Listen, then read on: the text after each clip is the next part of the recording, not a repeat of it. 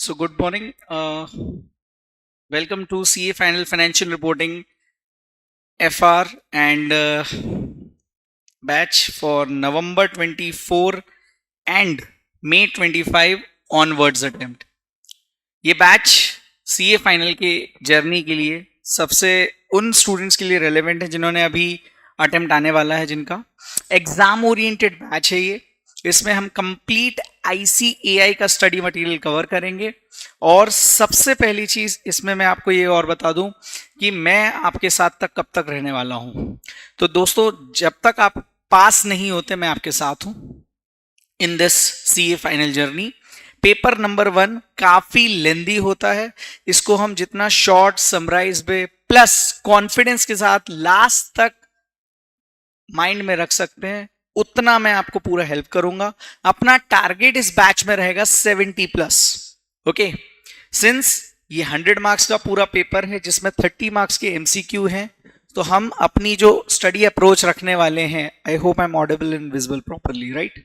Okay, now हम जो अपनी अप्रोच रखने वाले हैं दोस्तों, वो रहेगी हमारी complete study material. Because 30 number के MCQ हैं, तो 30 नंबर के MCQ में क्या होगा कि हमको कोई भी चीज कहीं से भी आ सकती है, तो हमारे कंसेप्ट्स पे हम सबसे ज्यादा फोकस करेंगे। क्वेश्चंस करेंगे, मैं आपको क्वेश्चन बैंक भी दूंगा, बट हमारा जो एक बेस रहेगा that will B ICAI study material. आपको इंस्टीट्यूट ने 4 स्टडी मटेरियल्स प्रोवाइड करके रखे हैं, हम कंप्लीटली वहीं से पढ़ेंगे, उसके सारे क्वेश्चंस करेंगे। इसके अलावा मेरा एक स्टडी मटेरियल आपको मिलेगा FRN-HD क्वेश्चन बैंक, जिसमें पास्ट के जब से इंडियस आए हैं जितने भी रेलेवेंट क्वेश्चंस हैं, इंपॉर्टेंट क्वेश्चंस हैं, हर एक क्वेश्चन विद द सॉल्यूशन आपको हार्ड कॉपी में मिलेगा।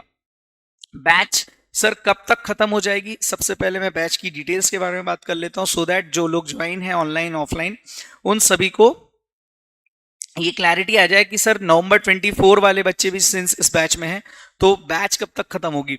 तो जैसे आज हो रही है 11 जुलाई, हम इस बैच को मैक्सिमम 10 सितंबर या उससे ज्यादा अगर ऊपर नीचे थोड़ा ±5 डेज, मतलब हार्डली 65 डेज की ये जर्नी है। हम daily almost 1 hour 45 minutes effectively बोलूं तो 2 घंटे के अप्रॉक्स अपन पढ़ेंगे, और संडेज को हम 2.5 और 3 आवर्स एज द केस में भी हम लेते रहेंगे।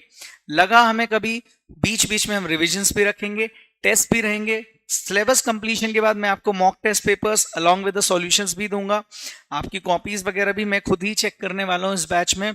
और ये कंप्लीट, मैं ऐसा नहीं बोलूंगा कि लाइव गाइडेंस मेंटरिंग बैच है, ये कंप्लीट एक बोलते हैं ना कि कंप्लीट एग्जाम ओरिएंटेड बैच, जहां एक एक क्वेश्चन पे हम डिस्कस करेंगे। सबसे ज्यादा फोकस अगेन मैं आपको बोल दूं कंसेप्चुअल क्लैरिटी पे रहेगा, बिकॉज FR एक प्रैक्टिकल सब्जेक्ट है जिसमें कई बार बच्चों को ऐसा गुमराह हो जाना पड़ता है कि भाई, और उनकी भी गलती नहीं है, बिकॉज जो उनको गाइड करते हैं वो लोग ऐसा बोल देते हैं कई बार कि यार क्वेश्चन बैंक कर लो हो जाएगा, बट क्वेश्चन बैंक कितना कर लोगे यार? ICAI के पोर्टल और जितने भी क्वेश्चंस हैं ना, करीबन 1000+ क्वेश्चंस हैं, लास्ट डे पे सारे क्वेश्चंस करना पॉसिबल नहीं है। सो बेटर है कंसेप्चुअल क्लैरिटी पे फोकस करना, ताकि क्वेश्चन कैसा भी आए हम उसको अप्रोच कर पाए।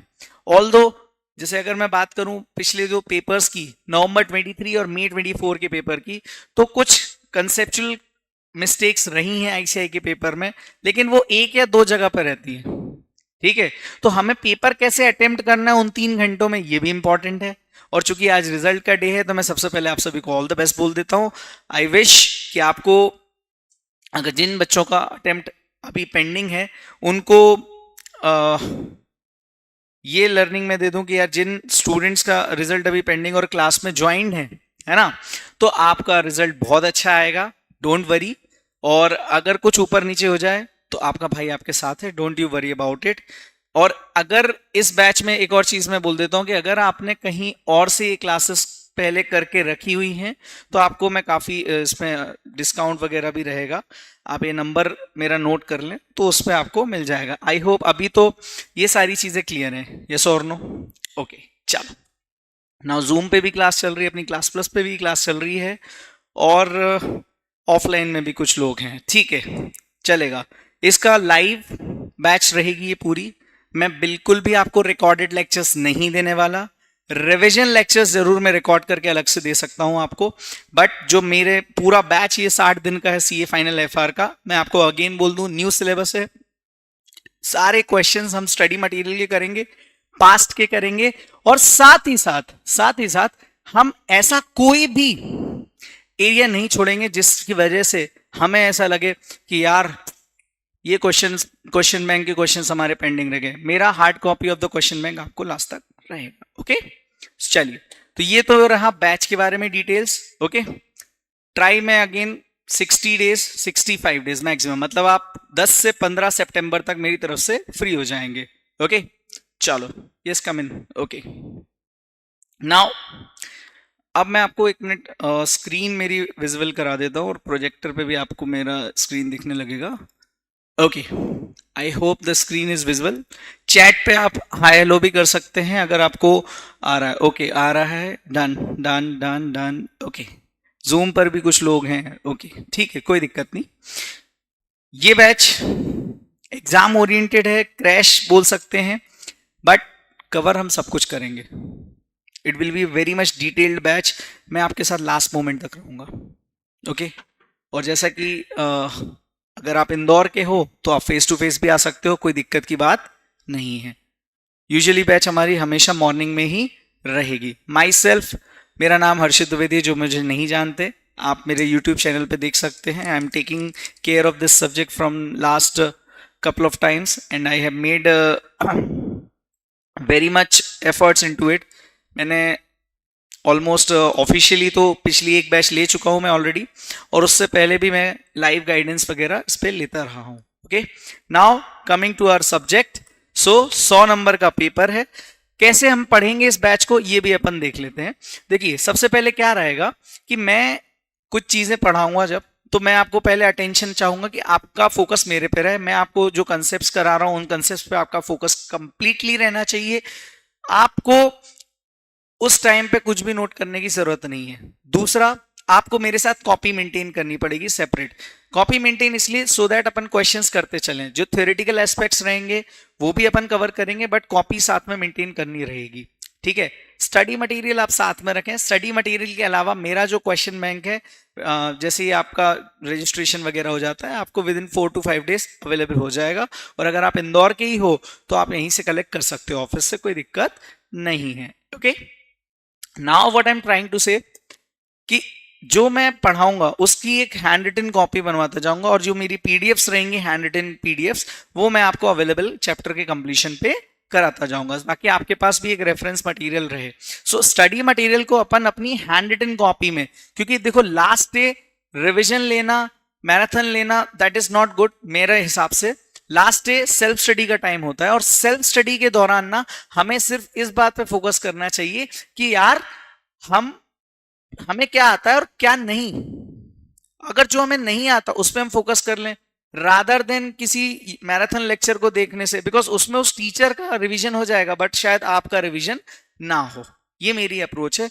तो मैं आपको लास्ट मोमेंट के लिए कुछ भी नहीं करूंगा, लेकिन हाँ, जैसे नवंबर अटेम्प्ट है तो अक्टूबर 10-15 अक्टूबर तक आपके पास सारे रिविजन आ जाएंगे। Don't you worry about it.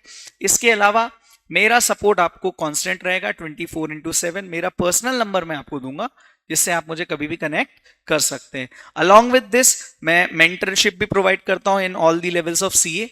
तो सीए फाइनल में अगर आप हैं तो ऑब्वियसली मैं आपको मेंटरशिप भी प्रोवाइड करूंगा फॉर एंटायर ग्रुप 1, अगर आप मेरे से एफआर कर रहे हैं। ओके, हैंड रिटन कॉपी हो जाएगी, क्वेश्चन बैंक हो जाएगा। क्वेश्चन बैंक में क्या है तो मैं आपको बता देता हूं। जैसे मेरा ये क्वेश्चन बैंक है, तो चैप्टर वाइज क्वेश्चन बैंक में हर अटेम्प्ट के क्वेश्चंस हैं।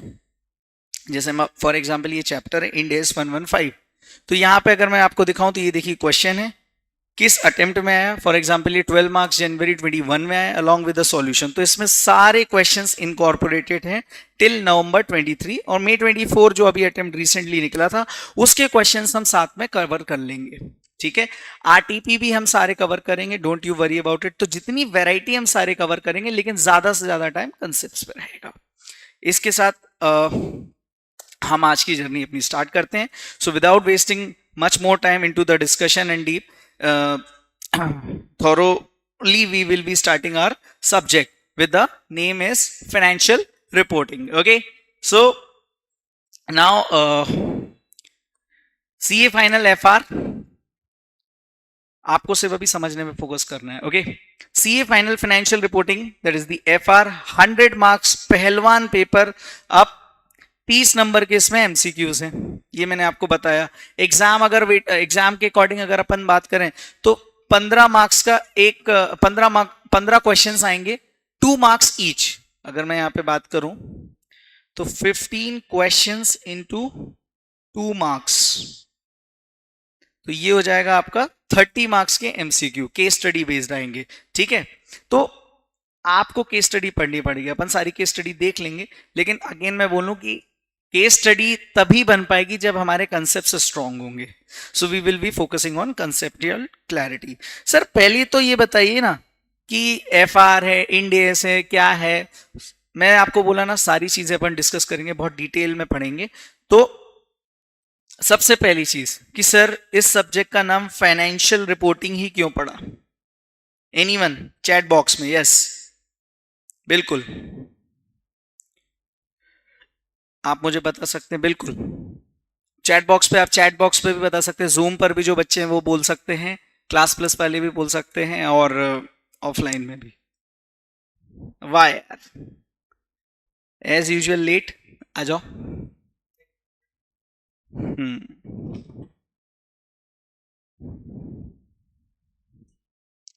बताइए सर फाइनेंशियल रिपोर्टिंग क्या होती है, क्या समझते हो आप लोग? सर इस सब्जेक्ट का नाम तो अकाउंट्स था. I hope screen is visible. Yes, देखिए इंटरेक्शन करते चलना है, क्योंकि लाइव बैच का बेनिफिट ही यही है. लाइव बैच का बेनिफिट ही यही है. यस, ओके ओके ठीक है. चलिए मैं आपको बता देता हूं कि sir what is financial reporting. It is just reporting of financial transaction, reporting of financial transaction in financial statement of corporate entities. हम जब फाइनेंशियल रिपोर्टिंग की बात करते हैं तो ये क्या हो रहा है, रिपोर्टिंग हो रही है किस चीज की सर? फाइनेंशियल ट्रांजैक्शंस की. कहां पर? फाइनेंशियल स्टेटमेंट्स पर. किसके? कॉर्पोरेट एंटिटीज के. तो सर रिपोर्टिंग का मतलब क्या होता है? सर रिपोर्टिंग आपने ऑफिस भी किया हुआ है, तो ऑफिस में बेसिकली क्या होता है कि टू राइट और to give information about something that has happened. कोई चीज हुई, किसी चीज के होने की रिपोर्टिंग, कोई इवेंट हुआ, कुछ भी हुआ, उस सब के होने का इंटीमेशन देना, that is nothing but the reporting. Yes और नो? सर किस चीज के? Sir financial transaction. So what do you mean by financial transaction? तो sir financial transaction includes any transaction, event, condition जो किससे रिलेटेड है? मनी से. और वो भी किस चीज का? बिजनेस का. बिजनेस का इवेंट, कंडीशन, ट्रांजैक्शन जो मनी के टर्म्स में एक्सप्रेस हो सके, it is nothing but the financial transaction, जिसके अंदर 5 एलिमेंट्स भी होते हैं. और आपने बचपन से पढ़े, अगर आप कॉमर्स बैकग्राउंड के होगे और आप सिंस आप फाइनल में हो, तो फाइनल वाले बच्चों को तो वैसे भी इन सबसे बहुत लगाव हो जाता है कि sir asset, liability, income, expense, equity. Sir ये असेट का बैलेंस आपको मालूम है कि ये जो एलिमेंट्स ऑफ फाइनेंशियल ट्रांजैक्शन ये होते हैं 5, और इन पांचों में इनका ओपनिंग बैलेंस क्या होता है, यूजुअली इनका नेचर क्या होता है? तो सर असेट हमेशा डेबिट किए जाते हैं, लायबिलिटीज क्रेडिट साइड आती हैं, इनकम हमारी क्रेडिट होती है, एक्सपेंसेस डेबिट होते हैं, और इक्विटी भी क्रेडिट होती है. ये हमने फाइनेंशियल ट्रांजैक्शन में समझा. सर अगेन वापस आते हैं कि what do you mean by financial reporting. तो reporting of financial transaction in financial statements. तो सर फाइनेंशियल स्टेटमेंट क्या होता है सर? Section 2 clause 40. यस और नो? कहां का? कंपनीज एक्ट का. मैं पीडीएफ आपको शेयर कर दूंगा, डोंट यू वरी. ये क्या इंट्रोडक्शन है, और सिंस ये क्रैश बैच है तो कुछ चीजें मैं खुद लिख के लाऊंगा, और जब क्वेश्चंस करने की बारी होगी तो अपन उसको सॉल्व करते चलेंगे साथ ही साथ. Okay, so as defined in section 2 clause 40 of the companies act 2013. या ये क्या हुआ सर? ये हो गया हमारा फाइनेंशियल स्टेटमेंट्स. सर आपने बताया फाइनेंशियल रिपोर्टिंग का मतलब क्या है, तो एक ऐसा सब्जेक्ट जो डील करता है reporting of financial transaction in financial statements. Okay, audible है? हाँ, ठीक है। In financial statements of corporate entities, तो what do you mean by corporate entities? तो सर कॉर्पोरेट एंटिटीज चार तरीके की होती हैं: joint stock company, banking company, insurance company, non banking financial company. Banking company पर कौन सा एक्ट लगता है? Banking regulation act. Insurance company पर इंश्योरेंस का एडा, शॉर्ट में जिसको अपन बोलते हैं, NBFC, RBI act. Sir joint stock company में क्या क्या कौन कौन सी टाइप की कंपनीज होती है? तो अगर आप देखोगे ना, तो ज्वाइंट स्टॉक कंपनी के अंदर भी चार तरीके की कंपनीज हैं। एक तो holding company, subsidiary company, associate और ज्वाइंट वेंचर। पूरे फाइनेंशियल रिपोर्टिंग में हमें इनको ध्यान में रखना होगा, बिकॉज क्या होता है कि अगर आपने बचपन में कंपनीज एक्ट जब पढ़ा था तो आपको मालूम होता है कि एक ग्रुप होता है जिसमें एक पेरेंट कंपनी होती है। Parent company is nothing but the holding company, okay.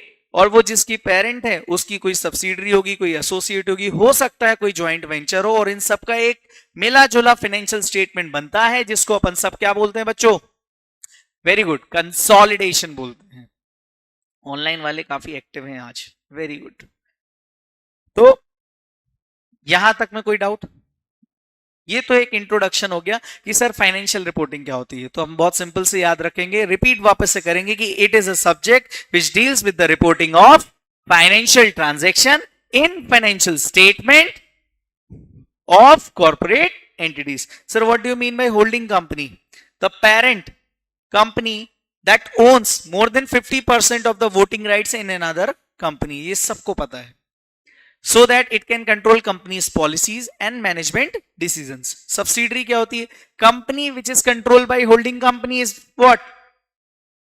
subsidiary। Holding को अपन पेरेंट भी बोलते हैं। एसोसिएट में क्या होता है? सर 20% और more of voting power of the investee but up to 50%, क्योंकि 50% से ज्यादा हुआ तो वो क्या हो जाएगी? सब्सिडरी, मतलब आप उसकी सब्सिडरी हो जाओगे और आपकी होल्डिंग सब्सिडरी की रिलेशनशिप आ जाएगी। ज्वाइंट वेंचर, दो या दो से अधिक कंपनीज कॉन्ट्रेक्चुअली एग्री कर रहे हैं टू शेयर द रिसोर्सेस, सो उसको हम बोलते हैं ज्वाइंट वेंचर। जैसे ही वो टास्क अकम्प्लिश हो जाता है उसके बाद क्या हो जाता है दोस्तों? ज्वाइंट वेंचर खत्म हो जाएगा। लाइक आपको याद होगा कई सारे ज्वाइंट वेंचर्स आए हैं। अभी एक करंटली चल रहा है आइडिया और यस वोडाफोन, ये ज्वाइंट वेंचर है। ओके, तो सर ये होता है financial reporting. So basically reporting करनी है हमें किसकी? फाइनेंशियल ट्रांजैक्शंस की, फाइनेंशियल स्टेटमेंट्स में। तो रिपोर्टिंग जब हम कर रहे हैं तो कोई रूल्स तो होंगे ना सर। जब रूल्स की बात आ रही है तो यहां पर रिपोर्टिंग करनी है एज पर अकाउंटिंग स्टैंडर्ड्स। अकाउंटिंग स्टैंडर्ड हमने बचपन में सीए इंटर में पढ़ा हुआ है कि what do you mean by accounting standard? तो set of rules which should be needs to be followed by the corporate entities if they are applicable to them। तो अकाउंटिंग स्टैंडर्ड्स इंडिया में किस तरीके से प्रेस्क्राइब है? तो India में दोस्तों दो तरीके से अकाउंटिंग स्टैंडर्ड प्रेस्क्राइब्ड है। पहला पार्ट जो आप ऑलरेडी सीए इंटर में पढ़ के आए हो, that is nothing but normal accounting standard. और दूसरे तरीके के अकाउंटिंग स्टैंडर्ड जिनको हम बोलते हैं शॉर्ट में Indian accounting standard, that is Ind AS. और सीए फाइनल में हमें यही पढ़ने हैं। तो ये तो हो गया एक सब्जेक्ट का इंट्रोडक्शन। आई होप इसमें कोई डाउट नहीं है। सर ये क्यों पढ़ा है? क्योंकि देखो किसी भी सब्जेक्ट को पढ़ने से पहले ये समझना चाहिए कि वो है क्या। इंड एएस है, इंड एएस है, बट क्यों है ये भी तो जरूरी है, राइट? नाउ अकाउंटिंग स्टैंडर्ड जो प्रेस्क्राइब्ड इन इंडिया कितने तरीके के हैं?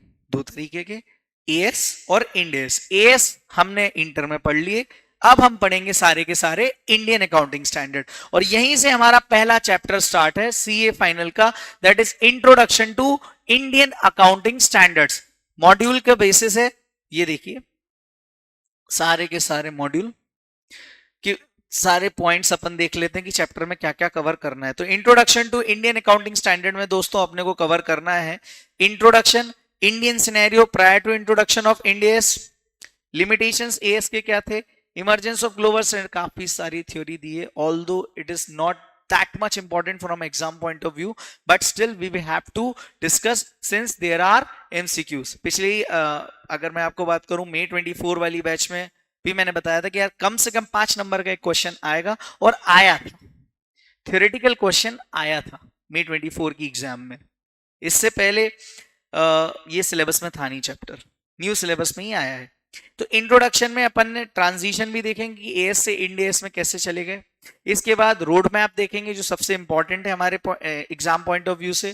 उस रोड मैप में अपन लिस्टेड एंटिटीज के बारे में बात करेंगे, नॉन बैंकिंग फाइनेंशियल कंपनीज के बारे में बात करेंगे, बैंकिंग और इंश्योरेंस कंपनी के बारे में बात करेंगे और म्यूचुअल फंड्स के बारे में भी बात करेंगे। इसके अलावा यहाँ पर शेड्यूल 3 का फॉर्मेट दिया हुआ है, उसको हम समझेंगे। फिर हम किसी भी चैप्टर में रैंडमली जा सकते हैं, बिकॉज पहले तो हमने को समझना पड़ेगा कि what do you mean by introduction to Ind AS and schedule 3 के basics for reporting purpose. Yes और नो, यहां तक क्लियर? चलो तो आते हैं चैप्टर 1 के इंट्रोडक्शन पर। ये सब पढ़ने की इतनी जरूरत नहीं है, जहां जहां जो मैं मार्किंग कर रहा हूं और लास्ट में मैं आपको पीडीएफ शेयर कर दूंगा जो हैंड रिटन रहेगा उसके हिसाब से। तो ये इंट्रोडक्शन है। इंट्रोडक्शन के चैप्टर में क्या दिया हुआ है कि भैया अकाउंटिंग स्टैंडर्ड बोर्ड ने कैसे एएस बनाता है। सबसे पहले तो मैं अगर आपको बताऊं इन शॉर्ट, ये जो पैराग्राफ लिखा है ना, इसको मैं एक समराइज फॉर्म में अगर आपको चार्ट फॉर्म में बना दूं तो हैंड रिटन फॉर्म में अगर आप देखोगे तो ये कुछ इस तरह से दिखेगा कि क्या होता है। एक है अपना इंडिया में अकाउंटिंग स्टैंडर्ड बोर्ड। कौन है? Accounting standard board. वो क्या करता है दोस्तों? ड्राफ्ट बनाता है ऑफ अकाउंटिंग स्टैंडर्ड। उसने क्या किया? ड्राफ्ट बनाया। अब पॉइंट इज कि सर क्यों बनाया draft? There should be need. तो नीड को समझते हुए ही अकाउंटिंग स्टैंडर्ड बनाया गया। कोई भी चीज बिना जरूरत के थोड़ी आती है, जब जरूरत पड़ी तभी उसी पर्टिकुलर ट्रांजैक्शन पर अकाउंटिंग स्टैंडर्ड बना।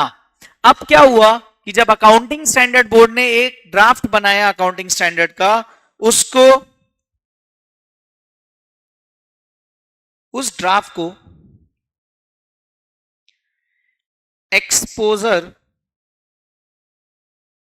फॉर, उस ड्राफ्ट को पब्लिक के कमेंट्स के लिए ओपन किया सो दैट लोग उस पर अपनी ओपिनियन दें।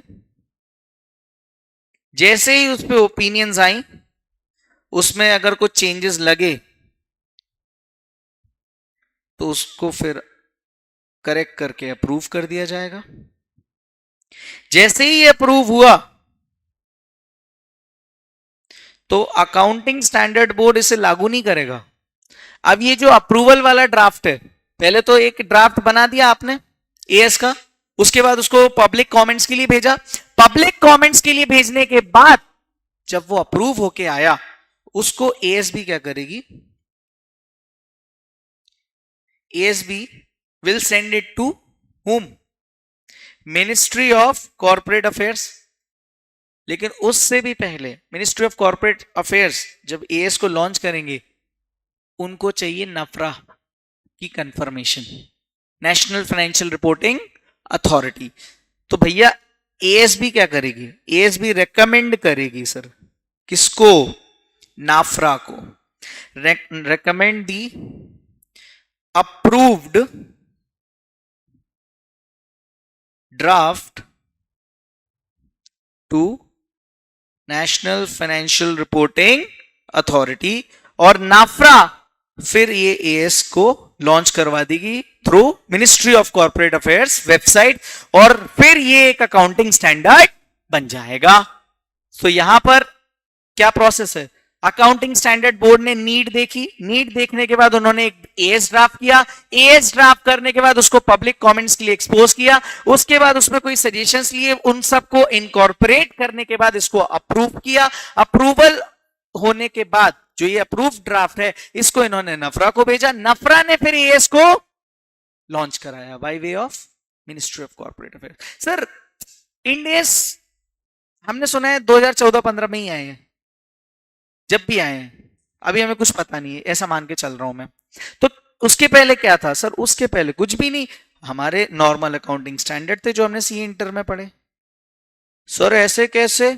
उसकी अपन स्टोरी समझेंगे, क्योंकि अपने को यहां पे देखो, अगर आप नोटिस करो, हम सिर्फ वो पढ़ेंगे जो मॉड्यूल में, हम वो पढ़ेंगे ही नहीं जो मॉड्यूल में नहीं है। ट्रांजिशन दिया हुआ है, ये ट्रांजिशन और ये रोड मैप सबसे ज्यादा इंपॉर्टेंट है, और इसके बाद ये इस चैप्टर में, तो इस चैप्टर में 3 चीजें सबसे ज्यादा इंपॉर्टेंट है।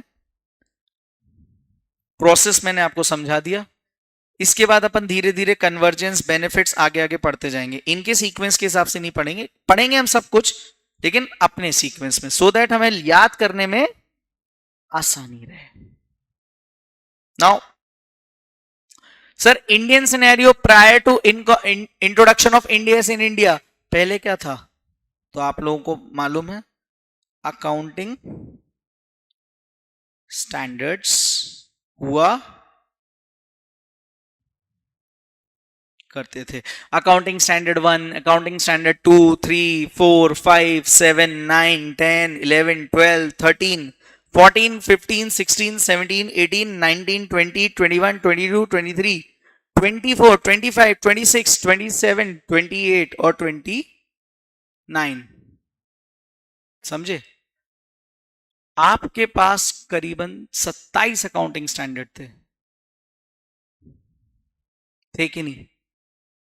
हाँ सर, ये 27 अकाउंटिंग स्टैंडर्ड थे prior to introduction of India, but इनकी सबकी लिमिटेशंस थी, कई सारे एरर्स थे और हमें ग्लोबली भी मैच होना था। अब सर ये IFRS, international accounting standard, Ind AS, ये सब आए कैसे? इसकी अपन स्टोरी पे जाते हैं, थोड़ा सा समझने की कोशिश करते हैं। मैंने ये एक स्टोरी है, क्योंकि मॉड्यूल में ये 3-4 पेज का दिया हुआ है, मैं आपको मॉड्यूल दिखा देता हूं एक बार।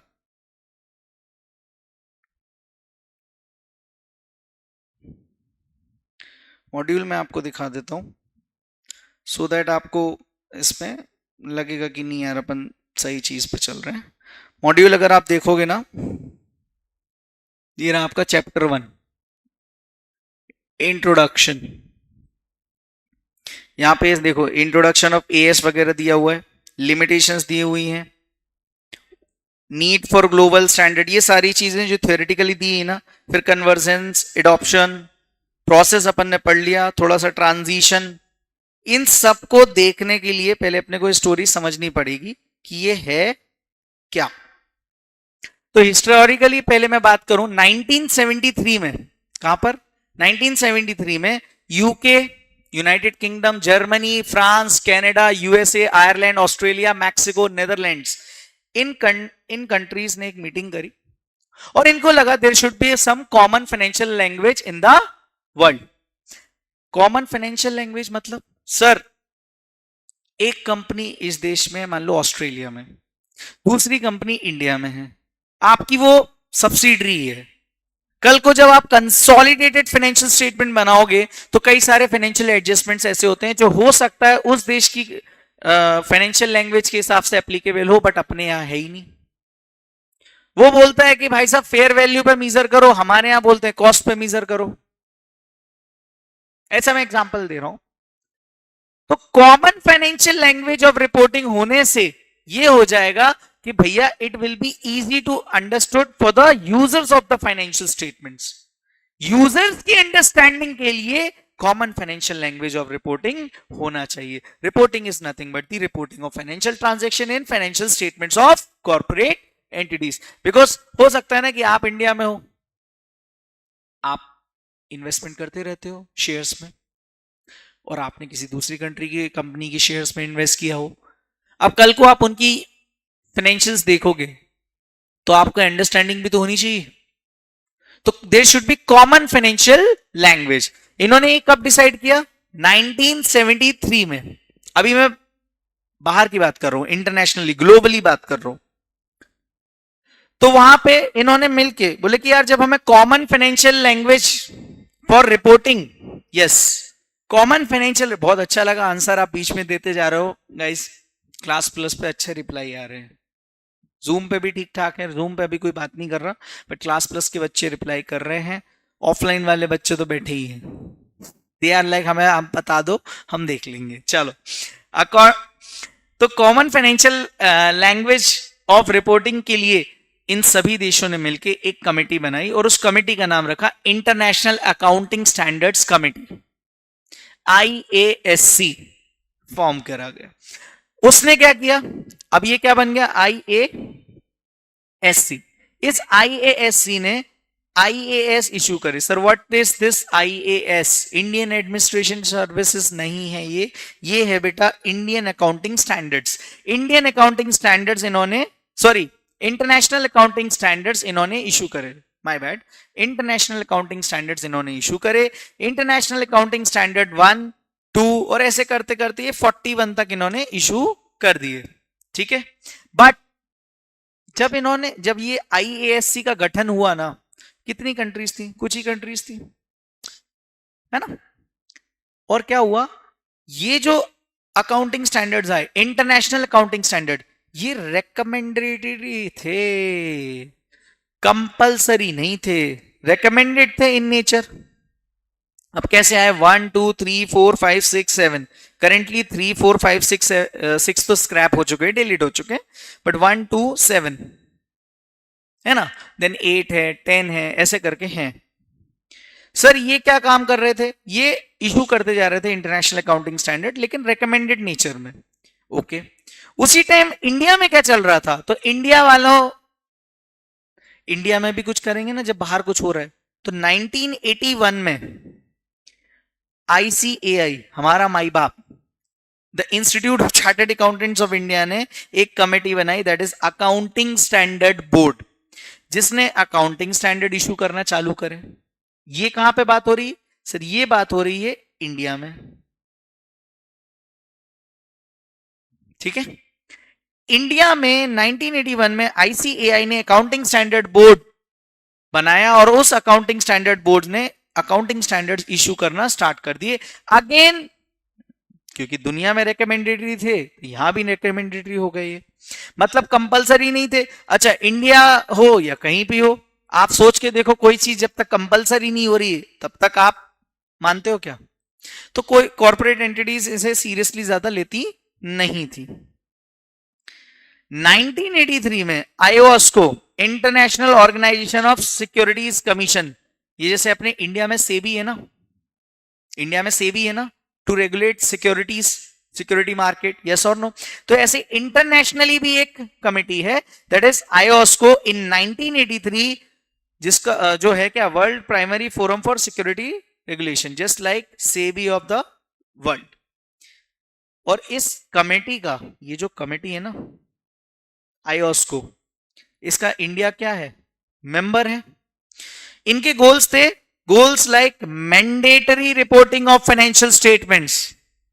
अब आईएसको का काम क्या है? सिक्योरिटीज को रेगुलेट करना।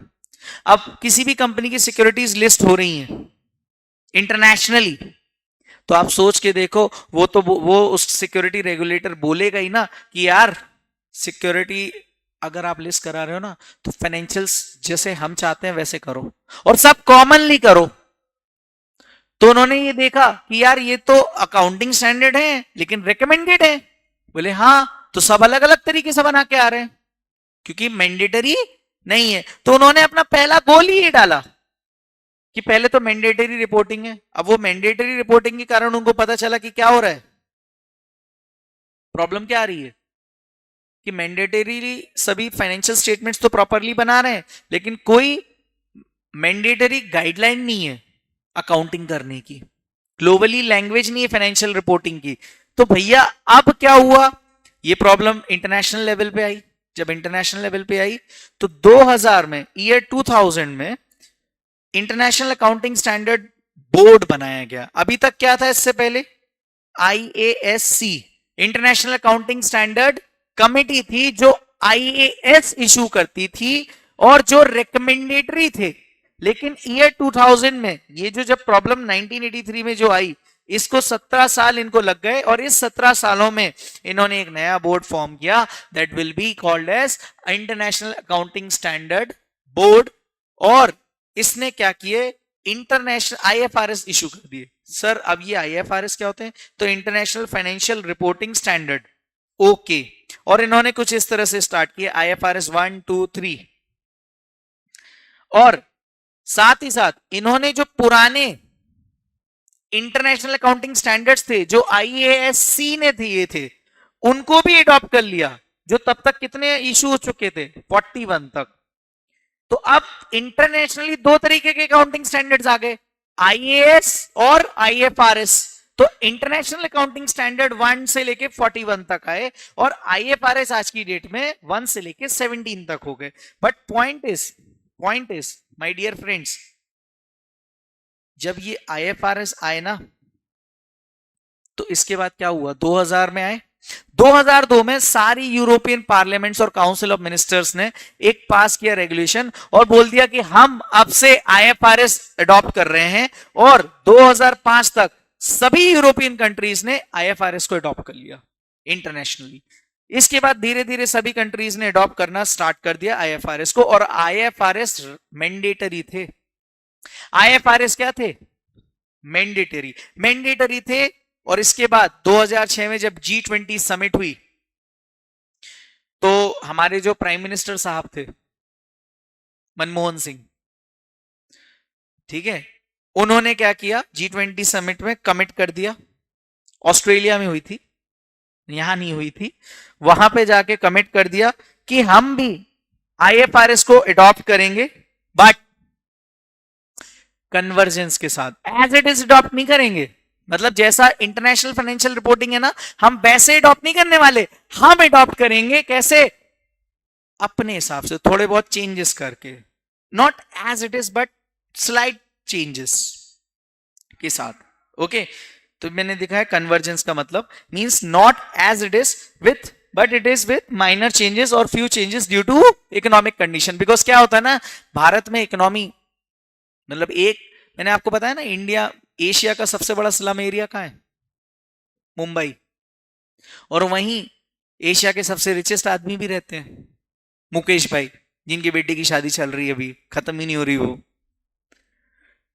मिनिस्ट्री ऑफ कॉर्पोरेट अफेयर्स ने जो 1981 में अकाउंटिंग स्टैंडर्ड बोर्ड बना था ना, तो मिनिस्ट्री ऑफ कॉर्पोरेट अफेयर्स ने जो अकाउंटिंग स्टैंडर्ड्स थे, उन अकाउंटिंग स्टैंडर्ड को मैंडेटरी कर दिया। पहले क्या थे, रिकमेंडेटरी। और याद करो 2000 में जब आईएफआरएस आए, उन्होंने अडॉप्ट किया आईएएस को इंटरनेशनली, और उनको भी जो पहले मैंडेटरी थे आप रिकमेंडेटरी थे, आप मैंडेटरी हो गए, तो सबको फॉलो करना पड़ा।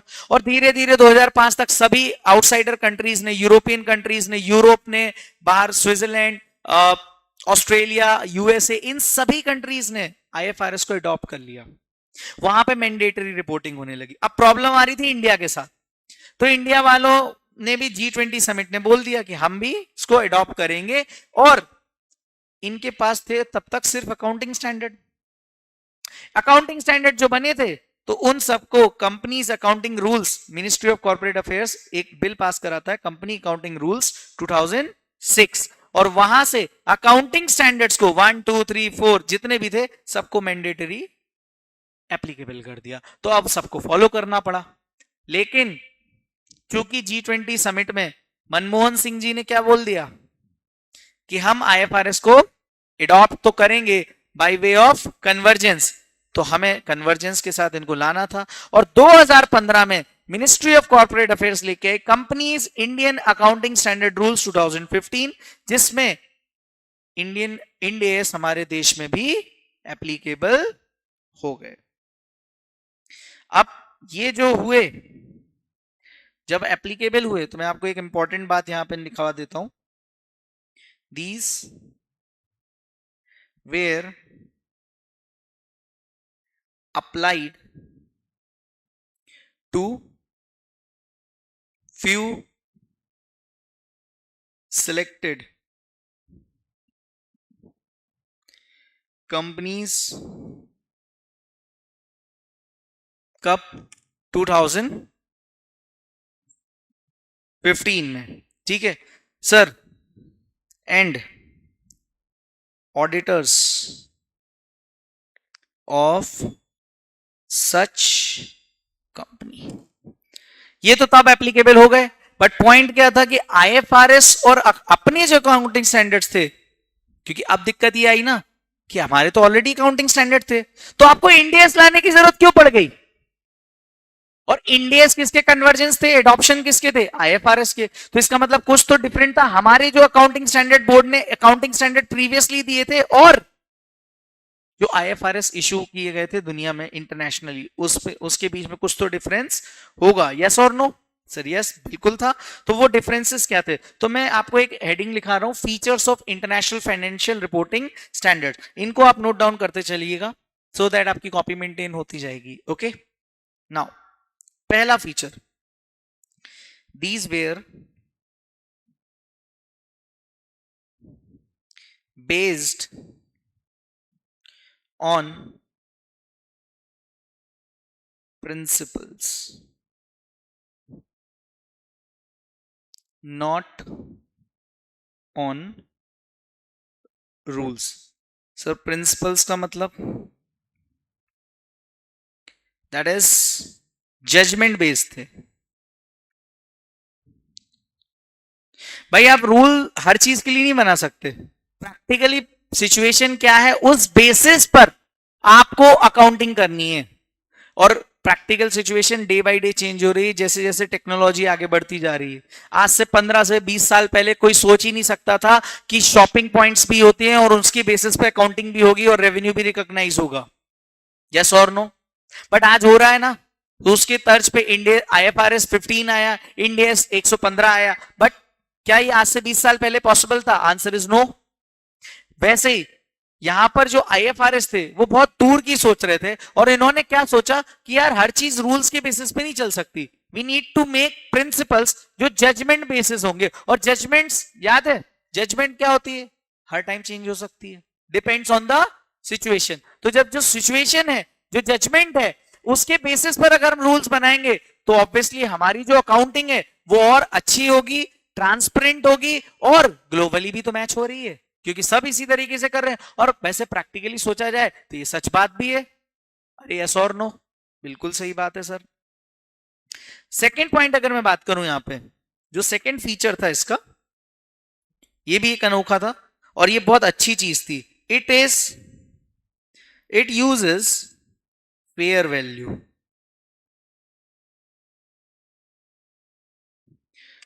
IFRS हमेशा फेयर वैल्यू यूज करते थे. IFRS फेयर वैल्यू यूज करते क्या थे?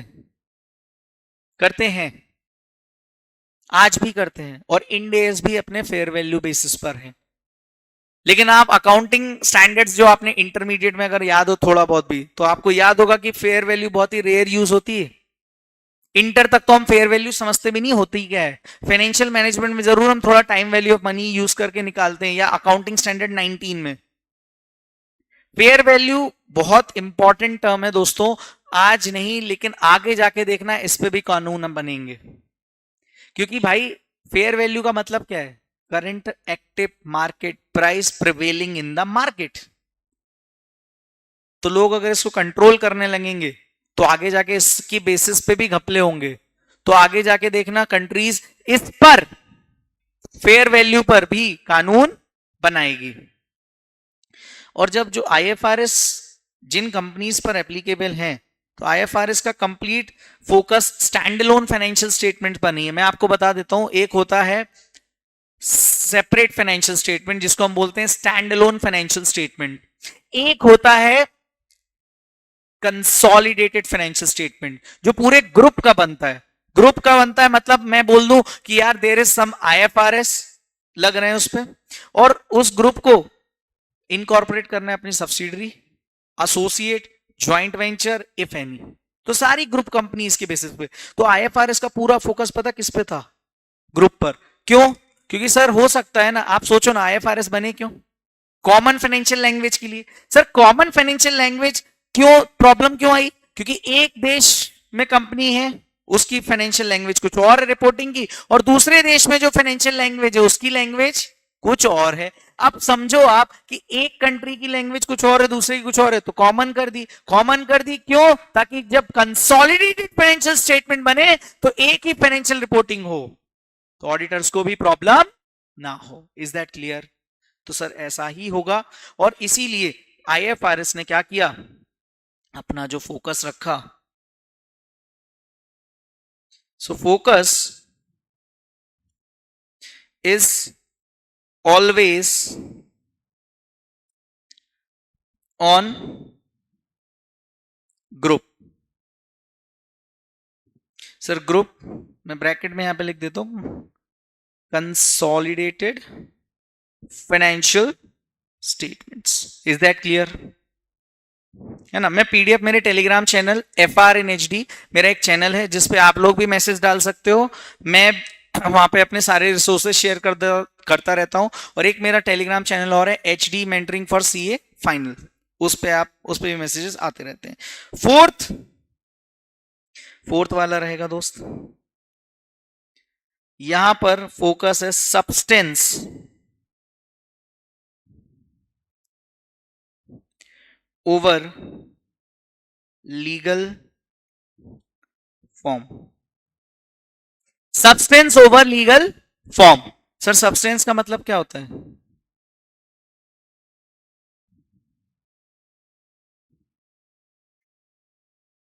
रियलिटी। मैं और अगर इसको बोलूं ना, सच्चाई। और फॉर्म की बात करूं ना तो फेस।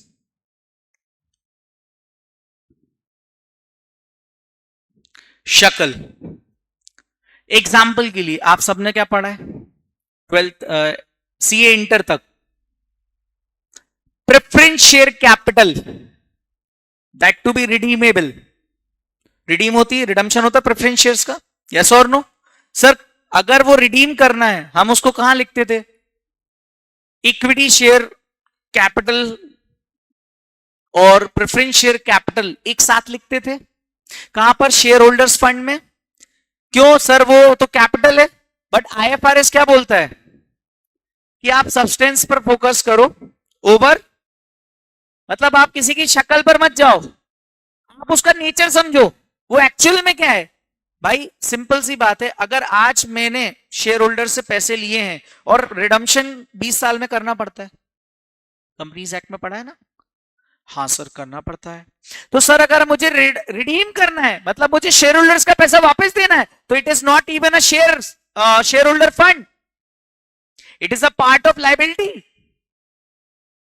और अगर कोई चीज लाइबिलिटी है तो वी नीड टू पे इट, है ना। तो फिर preference share capital if redeemable हम डिस्कस करेंगे। एक हमारा चैप्टर है फाइनेंशियल इंस्ट्रूमेंट, जहां पर हम Ind AS 32, Ind AS 109, Ind AS 107, ये 3 इंड AS जब हम पढ़ेंगे तो वहां पर हमें मालूम पड़ेगा कि प्रेफरेंस शेयर कैपिटल में also be treated as liability. Sir बचपन के फंडे ही हिल गए। हाँ बट सोच के देखो ना, आपको अगर कोई चीज रीपे करना है, रिडम्पशन का मतलब रीपेमेंट करना है ना, तो जब आपको वापस पे करना है तो वो कैपिटल कैसे हुई? वो तो लाइबिलिटी हुई। हाँ समझे? तो substance over legal form, it is just an example. अपन इसको डिस्कस पूरे FR में अभी अच्छे से करेंगे। And last feature, increased lot of disclosure requirement. मैं आपको सिंपली अगर मैं बात बोलूं तो अगर हमने प्रिंसिपल बेस, जजमेंट बेस अगर अकाउंटिंग कर रहे हैं तो ऑब्वियसली डिस्क्लोजर हमें पॉइंट बाय पॉइंट देना पड़ेगा। इसलिए कुछ अकाउंटिंग स्टैंडर्ड्स ऐसे हैं जो सिर्फ और सिर्फ डिस्क्लोजर्स की बात करते हैं। जैसे कि मैं बात करूं इंड AS 112, कंसोलिडेशन से रिलेटेड सारे के सारे डिस्क्लोजर्स वहां है। इंड AS 107, फाइनेंशियल इंस्ट्रूमेंट से रिलेटेड सारे के सारे डिस्क्लोजर्स वहां पे देने पड़ते हैं। ठीक है, तो ये तो हो गई बात किसकी? फीचर्स की। सर इंडिया ने क्या किया? तो मैंने आपको बताया ना, इंडिया ने एज इट इज इसको लिया क्या? नहीं सर, कन्वर्जेंस किया। तो इंडिया ने क्या किया ना, what India did, India smart था। यहां पे मैं बोलूंगा पहली बार थोड़ा दिमाग लगाया इंडिया ने। मतलब इंडियस अगर आपने पढ़ लिया ना, the beauty of accounting you will be learning. मतलब आप सोच भी नहीं सकते इतनी प्यारी चीज है इंडियस। और ये पेपर मैं आपको बोलता हूं अपना टारगेट कितना है, 70। ऑल्दो लेंदी है लेकिन हम इसको आराम से करेंगे। तो देखो इंडिया ने क्या किया, India not adopted IFRS but it adopted with convergence, जैसा कि मैंने आपको बताया था विथ चेंजेस। मतलब मैं यहां पे कुछ लिख रहा हूं, ये आप मुझे बताना कि इंड एस जो लेके आए वो आईएफआरएस की तरह एग्जैक्टली है क्या? तो आंसर क्या होगा दोस्तों? आप लोग मुझे जवाब दो। अब इतनी देर से मैं बोल रहा हूं, अब मैं आपकी बात सुनूंगा, बताओ। करेक्ट नहीं है, बिल्कुल नहीं है। राहुल भाई आप भी बोल सकते हो, राहुल शर्मा। बिल्कुल नहीं। ओके, क्लास प्लस में, हाँ बिल्कुल नहीं। क्यों? क्योंकि सर चेंजेस हैं। सर चेंजेस क्या होते हैं? चेंजेस के रीजन है दो।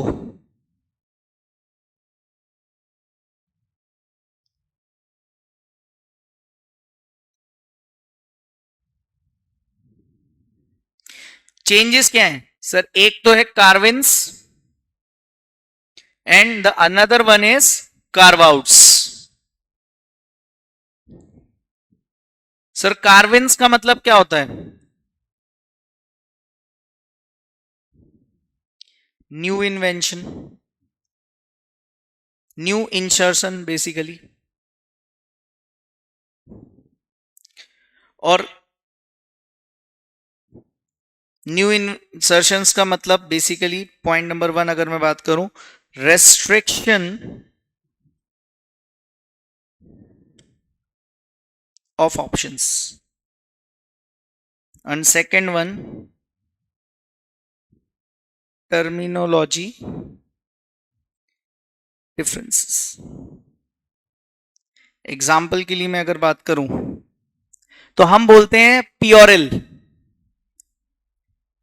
डिफरेंसेस दो तरीके के हैं, एक तो हम बोलते हैं कार्विन्स और दूसरा कार्व आउट्स। पहले हम बात कर रहे हैं कार्विन्स की। तो कार्विन्स का मतलब होता है कोई न्यू इंसर्शन कर दिया, कोई नई चीज लेके आ गए, वहां पर कुछ और था आईएफआरएस में, इंड एस में हम उसमें कुछ नई चीज लेके आ गए। अब वो दो तरीके के हैं, रेस्ट्रिक्शन ऑफ ऑप्शंस। मतलब आईएफआरएस में हो सकता है कोई चीज पेयर वैल्यू पर ही आ रही हो, लेकिन हमने इंडिया में किसी पर्टिकुलर जगह पे उसको कॉस्ट पर मेजर किया है। सर आईएफआरएस में उसका नाम कुछ और था और इंडियस में उसका नाम कुछ और है। फॉर एग्जाम्पल हम बोलते हैं प्रॉफिट और loss statement, statement of profit और लॉस। वो लोग स्टेटमेंट ऑफ प्रॉफिट और लॉस बोलते ही नहीं है, हम बोलते हैं बैलेंस शीट, वो लोग बैलेंस शीट बोलते ही नहीं है। तो यहां पर उनके टर्मिनोलॉजी डिफरेंसेस क्या है? जो मैं बात करूं आपको, बैलेंस शीट को बोलते हैं स्टेटमेंट ऑफ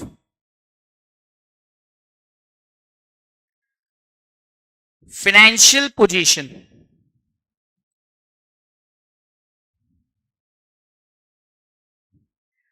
और अगर मैं बात करूं पीओरएल की तो स्टेटमेंट ऑफ फाइनेंशियल परफॉर्मेंस। मतलब आप किसी भी कंपनी के जिस पर आईएफआरएस अप्लाई होंगे तो वहां पे आपको स्टेटमेंट ऑफ पीओरएल और बैलेंस शीट कभी नहीं मिलने वाली। वहां पे आपको क्या मिलेगी दोस्तों? वहां पर आपको मिलेगा statement of financial position and statement of financial performance. ये बात यहां तक समझ में आई? तो sir what is carve outs? Curve outs का तो मतलब ये है कि कोई फंडामेंटल डिफरेंस है। जब हम इंडियस आगे पढ़ेंगे तो अपने को वहां पे कंपैरिजन थोड़े बहुत दिए हुए हैं, उनको हम देखेंगे तो अपने को समझ पड़ेगी कि what do mean by fundamental differences, basic differences. हम उसे कुछ और मान रहे हैं और वो कुछ और मान रहे हैं। तो ये थे हमारे difference between end S versus IFRS. I hope this is very much clear with you guys. Okay, तो जब ये इशू हुए, मैं इसको जस्ट अ सेकेंड, इसको मैं थोड़ा सा शॉर्ट कर दूं।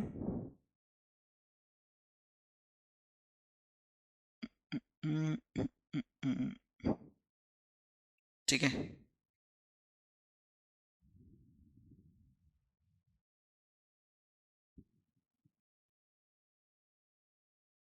नाउ अब पॉइंट ये था, एडॉप्ट तो कर लिया तो नंबरिंग भी करनी थी। अब नंबरिंग कैसे हुई? तो आपको मैंने बताया था ना अभी थोड़ी देर पहले ही कि सर वहां पे थे आईएएस 1 से लेके 41 तक, और फिर दूसरे थे आईएफआरएस 1 से लेके आज की डेट में कितने, 17। तो हमने क्या किया, जो आईएएस थे उनको भी इंड एस नाम दे दिया, और इनको भी हमने इंड एस नाम दे दिया। बस ये जो इंटरनेशनल अकाउंटिंग स्टैंडर्ड थे जिनको इशू किसने किया था, इंटरनेशनल अकाउंटिंग स्टैंडर्ड कमेटी ने, रेकमेंडेड थे इनिशियली, अब इनको क्या कर दिया गया, 1 से लेके 41 कर दिया। और जो ये IFRS ये 2000 में आए उनको हमने कर दिया भाई 100 की सीरीज से, दैट इज 101 से लेके 1117। Okay, so this is how our CA final syllabus is been drafted. Now हमारे पास कितने इंड एस है पढ़ने के लिए, तो इंड एस 1 2 7 8 10 12 16 19 20 21 23 24 37 34 36 38 40 41, बीच में 27 28 33 32, उसके बाद अपना आ गया 101 102 103 105 108 107 109 110 111, इस तरीके से आ गए 112 115 116। बस इतने अकाउंटिंग स्टैंडर्ड अपने को CA फाइनल में पूरा पढ़ने हैं, हाँ ना। फाइनेंशियल इंस्ट्रूमेंट डिस्क्लोजर्स, तो ये सिलेबस है। बस इतने अकाउंटिंग स्टैंडर्ड, गिन लो कितने हैं, बस इतने से, बस इतने ही है। हाँ हाँ बिल्कुल। इनके अलावा 3 चैप्टर्स भी हैं, एक एथिक्स का एक चैप्टर अलग से है, एक अकाउंटिंग टर्मिनोलॉजी का चैप्टर, टेक्नोलॉजी का चैप्टर अलग है, और इसके अलावा एक चैप्टर ये थियोरेटिकल एस्पेक्ट है, कंसेप्चुअल फ्रेमवर्क या applicability of Indian accounting standard.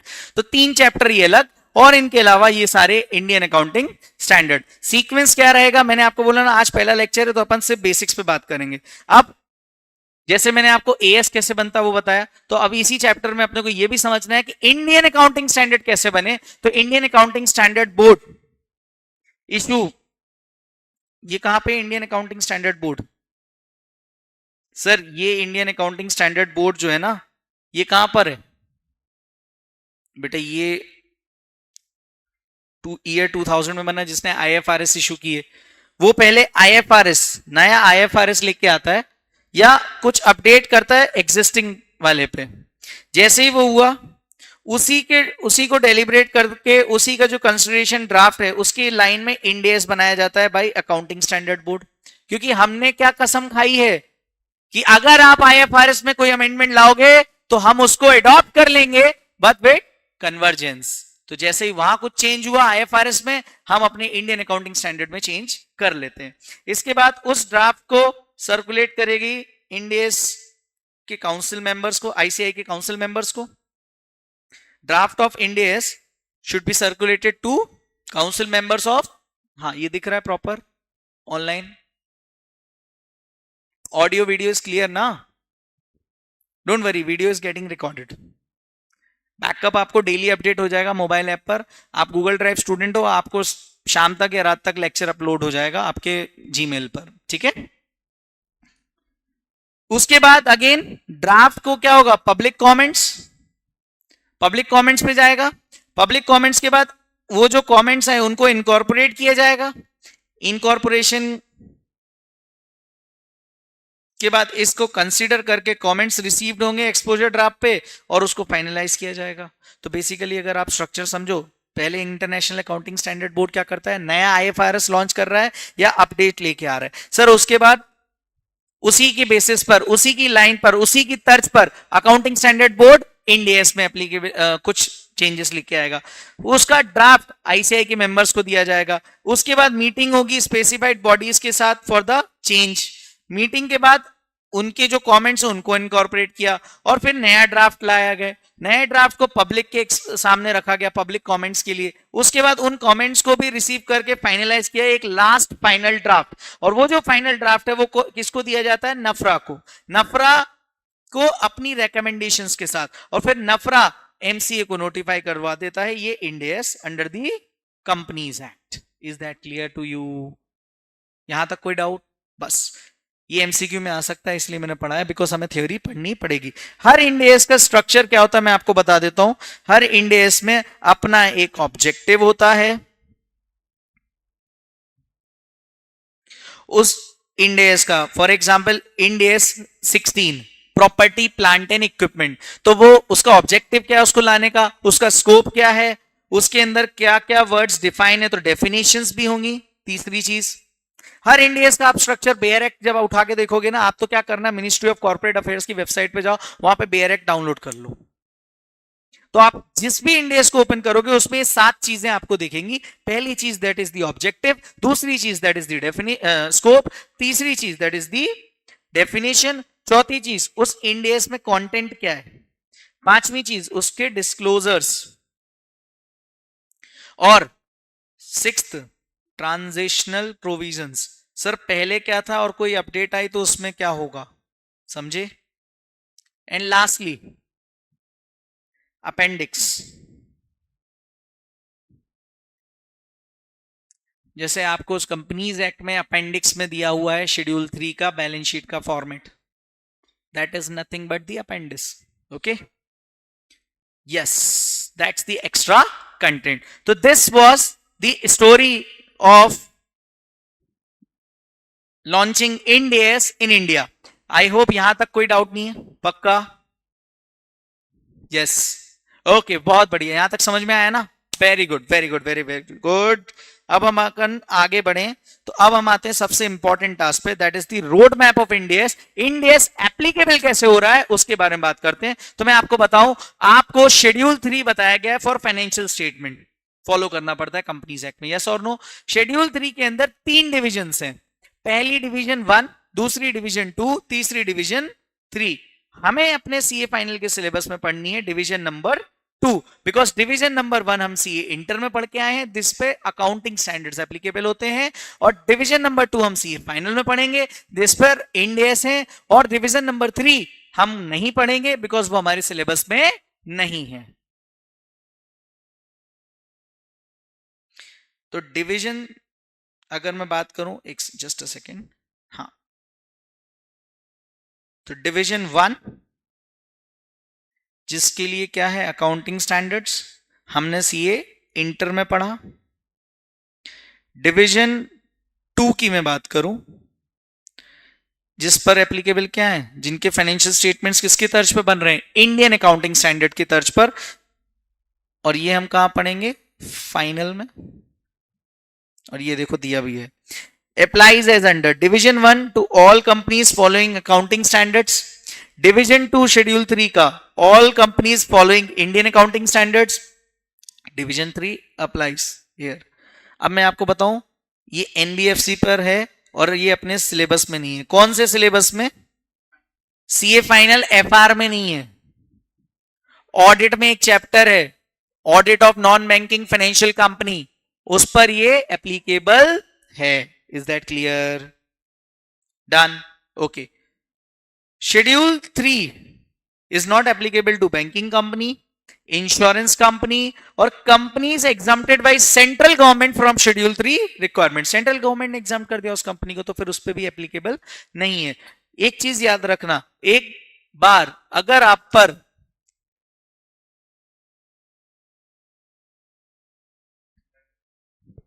Schedule में ऊपर रूम नंबर दिया होगा, दिस इज 201 303 थर्ड, यस।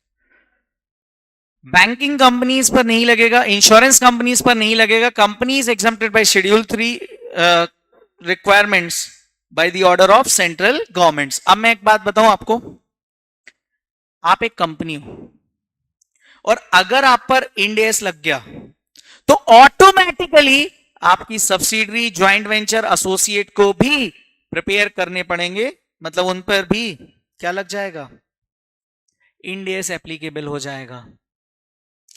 भाई साहब, अगर आप होल्डिंग कंपनी हो और आपकी कोई सब्सिडरी कंपनी है और उस सब्सिडरी पर इंड एस लग गया तो आप पर भी इंड एस एप्लीकेबल हो जाएगा। और जब आप कंसोलिडेटेड फाइनेंशियल स्टेटमेंट बनाओगे तो आपको फॉलो करना पड़ेगा इंड एस। अब ध्यान से समझना, companies having subsidiary, joint venture, associate to prepare and present consolidated financial statement as well as per schedule 3। Schedule 3 की रिक्वायरमेंट फॉलो तो करनी पड़ेगी। याद रखना कि मान लो, यहां पे मैं लिख देता हूं, मान लो आप एक होल्डिंग हो तो आपके सब्सिडरी, ज्वाइंट वेंचर या जो एसोसिएट है उनके साथ का एक ग्रुप फाइनेंशियल स्टेटमेंट भी बनाना पड़ेगा, जिसको अपन बोलते हैं कंसोलिडेटेड फाइनेंशियल स्टेटमेंट। इंडिया में क्या होता है, अथॉरिटीज हैं, 3 ऑर्डर्स होते हैं। एक होता है कानून, जो सबसे पहली प्रायोरिटी है, सबसे पहले लॉ। इंडिया में अथॉरिटीज किस बेसिस पे, लॉ, देन इंड एस, और उसके बाद शेड्यूल 3। ऐसा नहीं है शेड्यूल 3 की, अगर शेड्यूल 3 और इंड एस में कोई कॉन्फ्लिक्ट है तो अपन किसको फॉलो करेंगे, इंड एस को। सर इंड एस और लॉ में कोई कॉन्फ्लिक्ट है तो हम लॉ को फॉलो करेंगे। तो मतलब सबसे ऊपर हुआ कंपनीज एक्ट, कंपनीज एक्ट के नीचे शेड्यूल इंड एस के अंडर शेड्यूल 3। तो ये आप नोटिस भी करोगे ना, इसीलिए इंडियन अकाउंटिंग स्टैंडर्ड जिन कंपनीज पर एप्लीकेबल हो रहा है उनके लिए शेड्यूल 3 ने एक अलग डिवीजन ही बना दिया, और even for non banking financial companies, क्योंकि हम लॉ को सबसे ऊपर रखते हैं भारत में, और उसके बाद जो चीजें हैं वो आएंगी। तो शेड्यूल 3, अच्छा एएस में ऐसा नहीं था, समझे। अब बात करते हैं rule number 4 of companies end S rules 2015। तो जब इंडिया में इंड एस एप्लीकेबल करने की बात आई ना, तो अब यहां पे बहुत इंपॉर्टेंट डिस्कशन है, एंड ये समझना बहुत जरूरी है आपको। जब एप्लीकेबिलिटी की बात आई तो इंडिया में, मैं आपको यहां पे थोड़ा सा लिखा देता हूं, फिर बाद में अपन ऊपर आते हैं फॉर्मेट को देखने। वॉलेंटरीली कोई कंपनी चाहती, हेलो, वॉलेंटरी कोई कंपनी चाहती तो वो कब से इंड एस एप्लीकेबल कर सकती थी, 1 अप्रैल 2015 से। वॉलेंटरीली।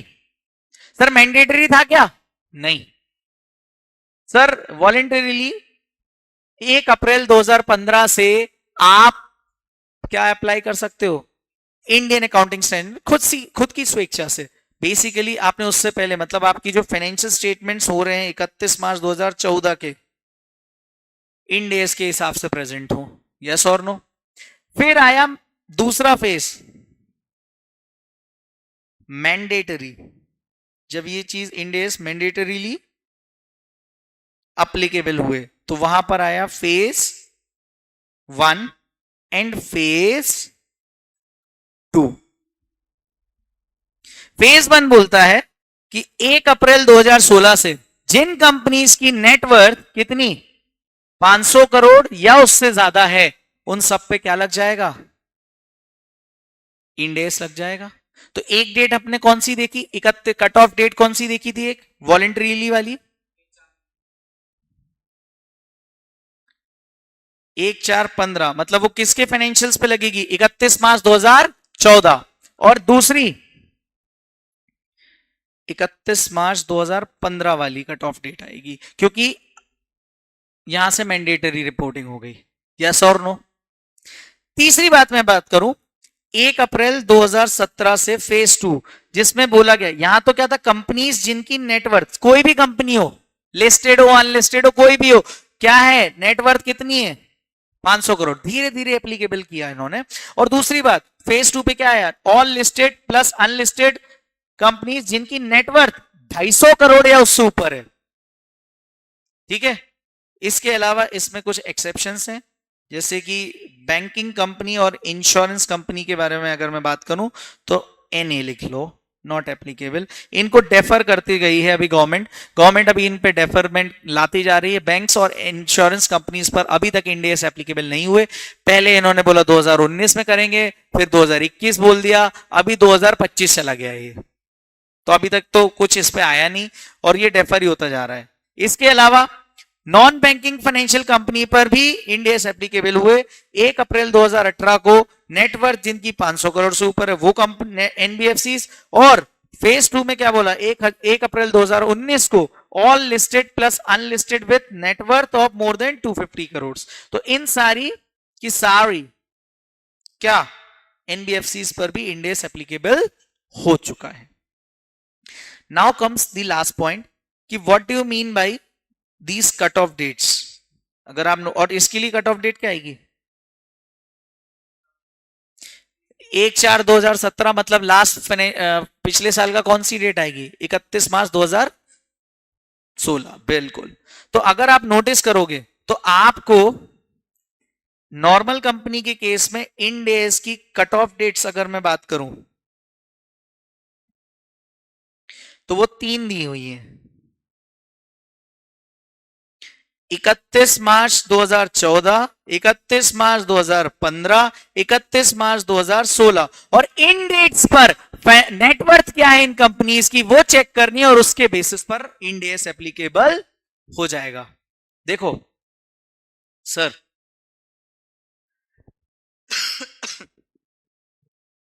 31 मार्च 2014 क्यों ले रहे हैं, क्योंकि रूल्स ने क्या बोला, वॉलंटरी ले सकते हो आप इंड एस, है ना। तो इसका मतलब आपकी कौन सी डेट चेक करी जाएगी, कौन सी डेट की नेटवर्थ चेक करी जाएगी, 31 मार्च 2014।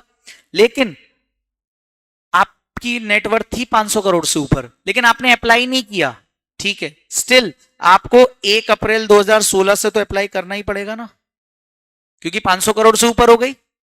अरे यस और नो सर, मान लो 31 मार्च को 100 करोड़ ही थी 2014 में, लेकिन यहां पर आ गई 515 करोड़, तो भी 1 अप्रैल 2016 से इंड एस एप्लीकेबल हो जाएगा। सर यहां पर 570 करोड़ थी नेटवर्थ, नेटवर्थ की बात कर रहा हूं मैं अभी, फिर अभी यहां पर हो गई 105 करोड़ और यहां हो गई 200 करोड़। अब मुझे बताओ इंड एस लगेगा कि नहीं लगेगा, ध्यान से सोचना, कट ऑफ डेट्स को ध्यान में रख के बात करना। बिल्कुल लगेगा सर, क्यों, क्योंकि सर मैंडेटरी तो नहीं था, लेकिन ये लिमिट में तो फॉल कर गया, आज नहीं लेकिन इस कट ऑफ डेट की वजह से 1 अप्रैल 2016 से इस पर इंड एस एप्लीकेबल हो जाएगा। तो आप याद रखना 3 कट ऑफ डेट्स हैं आपकी, कट ऑफ डेट्स वॉलंटरी वाली और 2 फेज 1 और फेज 2 वाली। इन 3 में से कभी भी आपकी लिमिट आगे बढ़ गई तो आप पे क्या लग जाएगा, इंड एस। सर नेटवर्थ क्या होती है, नेटवर्थ क्या होती है, तो सर नेटवर्थ डिफाइन है section 2 clause 57 of the companies act के अंदर। वो बोलते हैं paid up share capital, reserves made out of the profits that is the free reserves, security premium को ऐड कर दो, पीओरएल को ऐड कर दो, कोई लॉसेस है उनको लेस कर दो, और उसके अलावा एक्सक्लूड कर दो क्या क्या, revaluation reserve, amalgamation capital reserve, ये इस 14 में अपन ने देखा था, यस और no. Sir paid up share capital के अंदर क्या क्या आ जाता है, तो उसके लिए मैं आपको बताऊं तो it includes equity share capital, preference share capital, ESOP reserve, capital grants etcetera. तो ये सारी की सारी चीजें कहां डिफाइन है, कंपनीज एक्ट के सेक्शन 2 क्लॉज 57 में। इन सबको इंक्लूड करके क्या आएगा अपना नेटवर्थ का अमाउंट, यस और नो। और इस नेटवर्थ को कौन सी डेट पे चेक करना है, 31 मार्च 2014, 15 और 16, जिस पे भी एप्लीकेबल हुआ इंड एस एप्लीकेबल हो जाएगा। Is that clear sir. Phase 2 में आपने बोला, फेज 1 में अगर आप नोटिस करोगे ना तो यहां लिखा है companies having networth of more than 500 crore, yes और नो। तो सर जो लिस्टेड कंपनीज हैं फेज 2 में उनके बारे में यहां पे अलग से दिया है कि मतलब जितनी भी लिस्टेड कंपनीज हैं फेज 2 में, इरिस्पेक्टिव उनकी नेटवर्थ 250 करोड़ या उससे ऊपर हो या ना हो, अगर वो लिस्टेड है तो भी लग जाएगा। लेकिन जो अनलिस्टेड है उनके लिए 250 करोड़ की लिमिट दी है। तो यहां पे डिफरेंस है, यहां पे लिस्टेड है तो भी चेक करना पड़ेगा, और यहां लिस्टेड है तो चेक करने की जरूरत नहीं है। ये फेज 1 और 2 में डिफरेंस है, ठीक है। लिस्टेड का मतलब क्या होता है ये भी देख लेते हैं अपन। सर लिस्टेड और टू बी लिस्टेड, सर और टू बी लिस्टेड का मतलब लिस्टेड होने वाली है, अभी हुई नहीं, प्रोसेस में है, ठीक है। Listed can be in India और outside India. Listed can be of debt और इक्विटी। कंफ्यूज्ड कि भाई सर डेट का हो सकता है, बिल्कुल हो सकता है, क्यों नहीं हो सकता। क्या प्राइवेट कंपनी भी लिस्टेड हो सकती है? बिल्कुल। Private can never be, can never list shares, but it may list it's debentures in rare cases, hence even a private company can be a listed company, क्योंकि आप अपने डेट को register list करा सकते हो, शेयर्स तो listed नहीं करा सकते क्योंकि आप प्राइवेट कंपनी हो, लेकिन डिवेंचर्स वगैरह लिस्ट करा सकते हो। तो इस वजह से आपका क्या हो जाएगा दोस्तों, लिस्टेड का प्रोविजन आ जाएगा। Is that clear? यहां तक कोई डाउट नहीं है? आई होप यहां तक मैंने जो भी पढ़ा है ऑनलाइन ऑफलाइन सब समझ में आया। ओके, तो इसी के साथ अब हम आगे बढ़ते हैं और इस चैप्टर में जो अपने क्वेश्चंस दिए हुए हैं उन पर आ जाते हैं। अरे यस और नो है ना, लेकिन एक चीज याद रखना, एक रूल है कि एक बार आप पर इंड एस लग गए तो it will be applicable forever. तो rule number, once Ind AS becomes applicable, it will be applicable for ever, भले फिर आपकी नेटवर्थ नीचे चली जाए। Is that clear? याद रहेगा?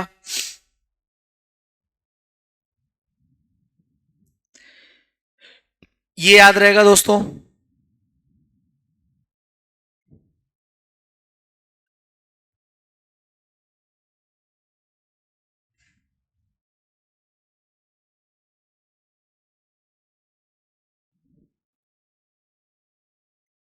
याद रहेगा पक्का? चलो, तो बस अब अपन इसमें आगे बढ़ते हैं। कुछ रूल्स, एक रूल नंबर 3 भी देख लेते हैं। ये नोट करो, मतलब ये कहीं दिए नहीं, मैं आपको नोट करा रहा हूं normally. Holding subsidiary joint venture associate to also follow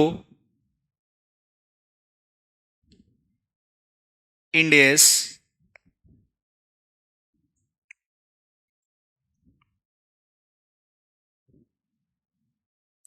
देखो, अगर आपकी कोई होल्डिंग है तो उसकी सब्सिडरी ज्वाइंट वेंचर एसोसिएट पे भी इंड एस लग जाएगा। अगर आपकी सब्सिडरी पे इंड एस लग रहा है तो आपको भी लगाना पड़ेगा, मतलब बेसिकली सबको फॉलो करना पड़ेगा, परिवार में सब पे फॉलो होगा। बट याद रखना कुछ एक एक्सेप्शन है, but not for fellow subsidiary. Is that clear? Sir कौन सी दो चीजें हैं? बस दो चीजें। पहला, अगर आपकी ओवरसीज सब्सिडरी है ऑफ इंडियन पेरेंट, मतलब होल्डिंग कहां है? भारत में। सब्सिडरी कहां है? तो यहां पे जो होल्डिंग कंपनी होगी उस पर दोस्तों क्या लग रहा होगा? क्या लग रहा होगा? इंड एस लग रहा होगा बेटा। यस और नो? लेकिन जो ये बाहर वाली है फेलो सब्सिडरी, इस पर इंड एस थोड़ी लग रहा होगा, इस पे लग रहा होगा आईएफआरएस। इस पे क्या इंड एस लगेगा? Not applicable. नॉट एप्लीकेबल, तो इस पे क्या होगा? बट जब कंसोलिडेशन होगा ना, लिखना but it will provide data for consolidated financial statements as per Ind AS, क्योंकि जब इंडिया में इनकी जो होल्डिंग कंपनी है, इसकी जो किसकी, इसकी जो ये होल्डिंग कंपनी है, इस पे इंड एस लग रहा है। ये जब अपने कंसोलिडेटेड बनाएगा तो इससे डेटा लेगा और इसको भी कंसोलिडेशन में इंड एस के अकॉर्डिंग बना देगा। इस पर एप्लीकेबल नहीं है, लेकिन जब कंसोलिडेशन पर्पस के लिए डेटा तो लेना पड़ेगा। सर ये इसका जब वाइस वर्सा अगर मैं बात करूं तो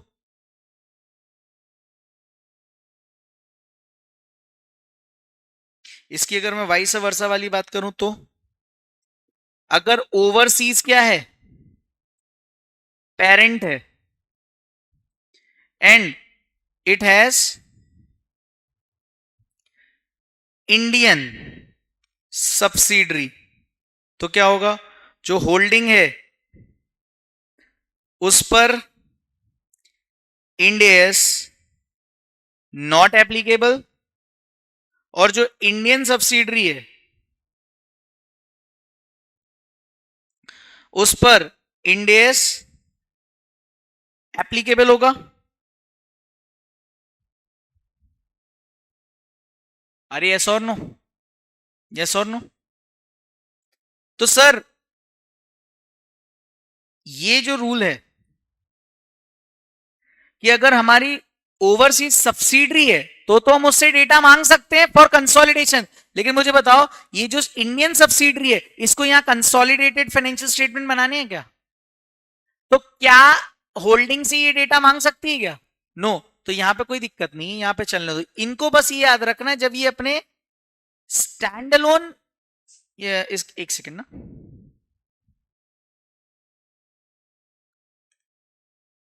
स्टैंड अलोन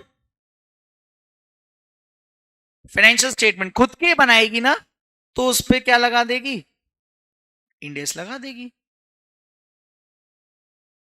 यस और नो? बस इसका कंसोलिडेशन से लेना देना नहीं होगा।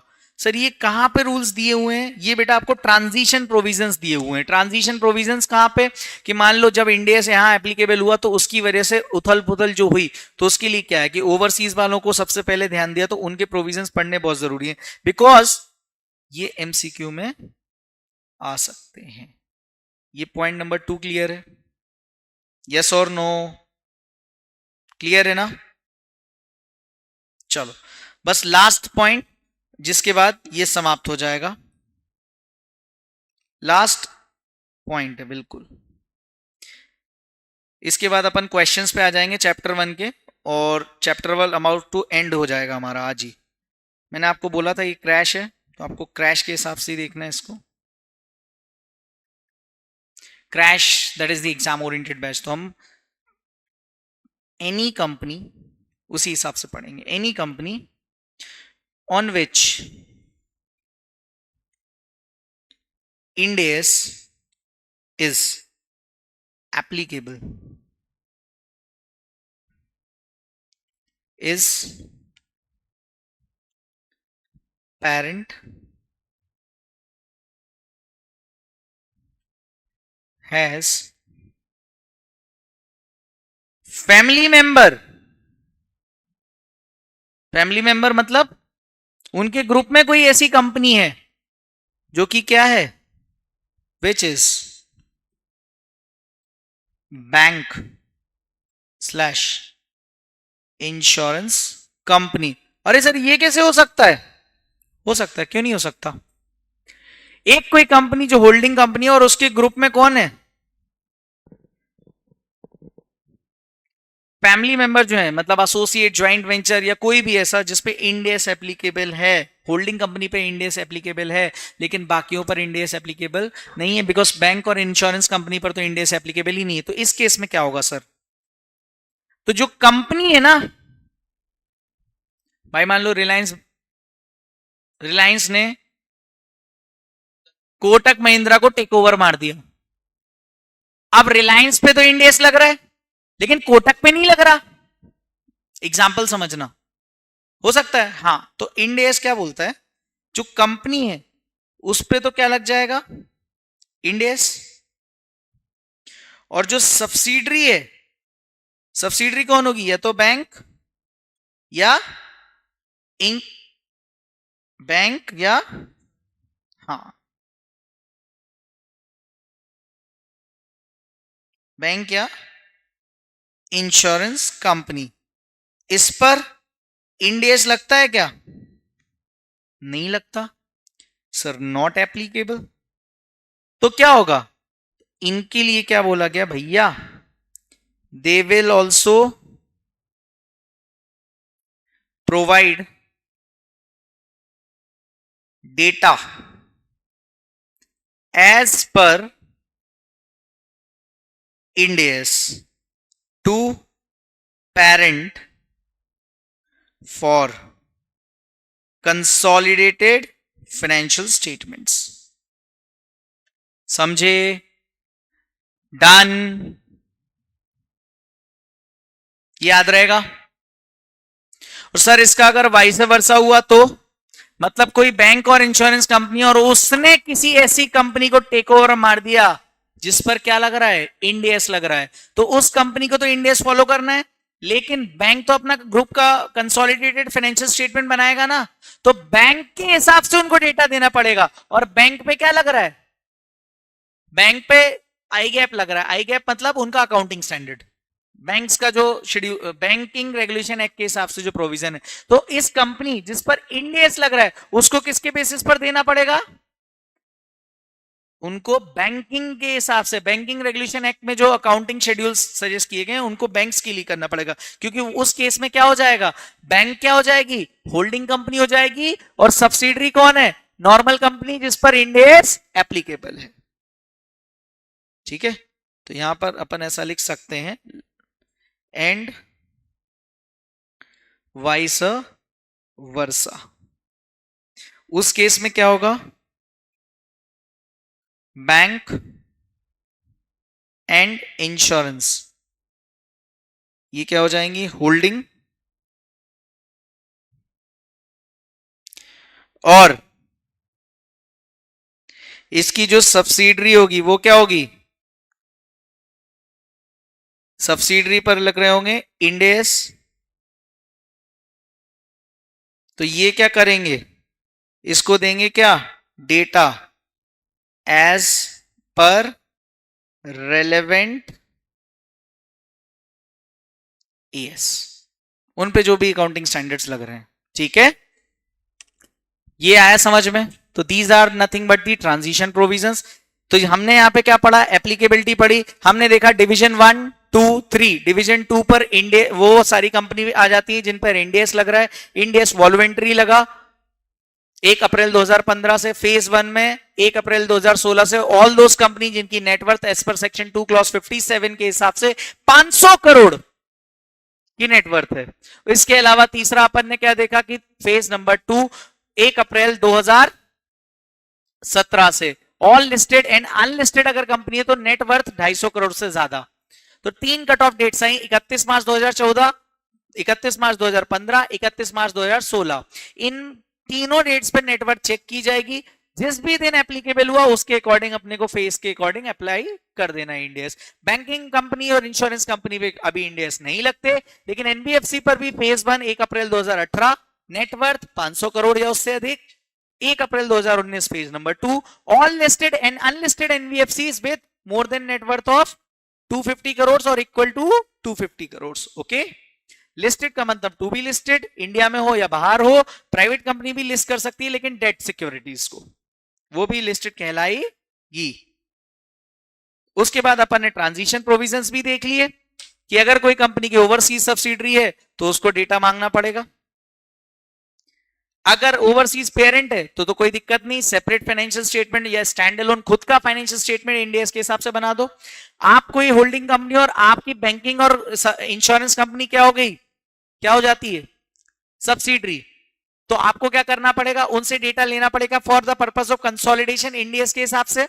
सर वाइस वर्सा केस में तो आपको तो खुद का बनाना पड़ेगा इंडियस के हिसाब से, लेकिन उनको उनके रेलेवेंट एएस के हिसाब से डेटा देना पड़ेगा। इसके बाद अपने मॉड्यूल में कुछ क्वेश्चंस दिए, तो चलो फटाफट से इस क्वेश्चंस को खत्म करते हैं और इस चैप्टर का उठावना कर देते हैं, बिकॉज आज हमारा पूरा टास्क है कि चैप्टर 1 ऑफ द इंडियस जो हमारा सीए फाइनल का है उसको हम खत्म कर देंगे, ठीक है। Following is a snapshot of audited balance sheet of a company A as on 31st March 2014. Company A's equity shares are listed on Bombay Stock Exchange since 2010. मतलब ये कौन सी कंपनी है? लिस्टेड कंपनी है। कब से? 2010 से। Okay,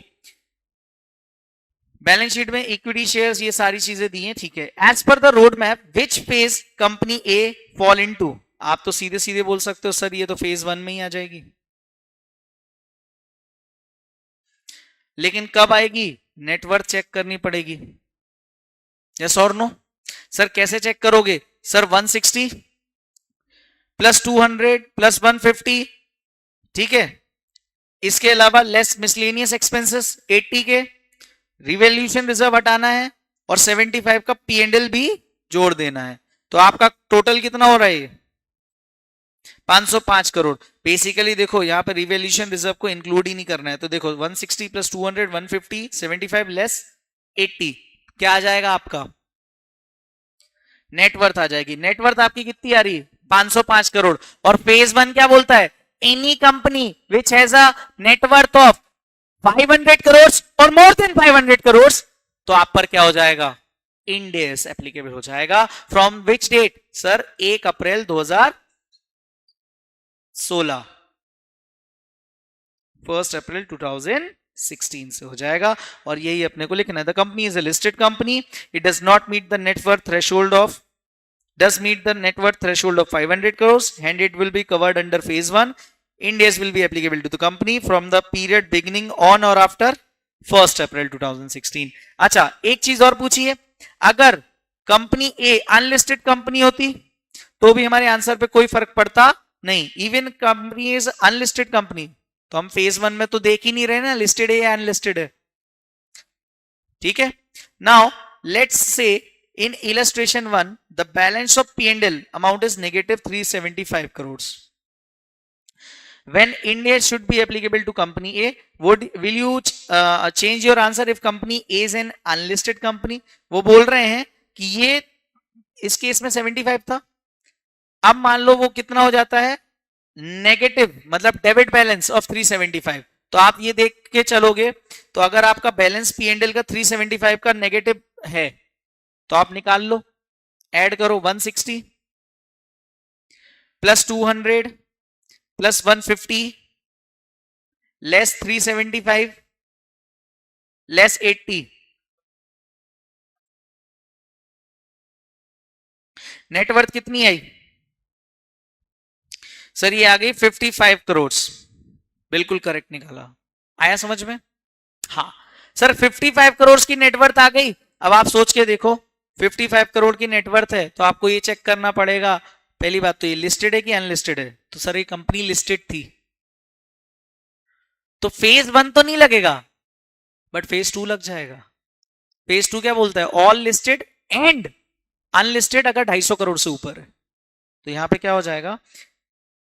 Hence it does not meet the criteria as mentioned in phase 1 listed company और net worth of 500 crores और more।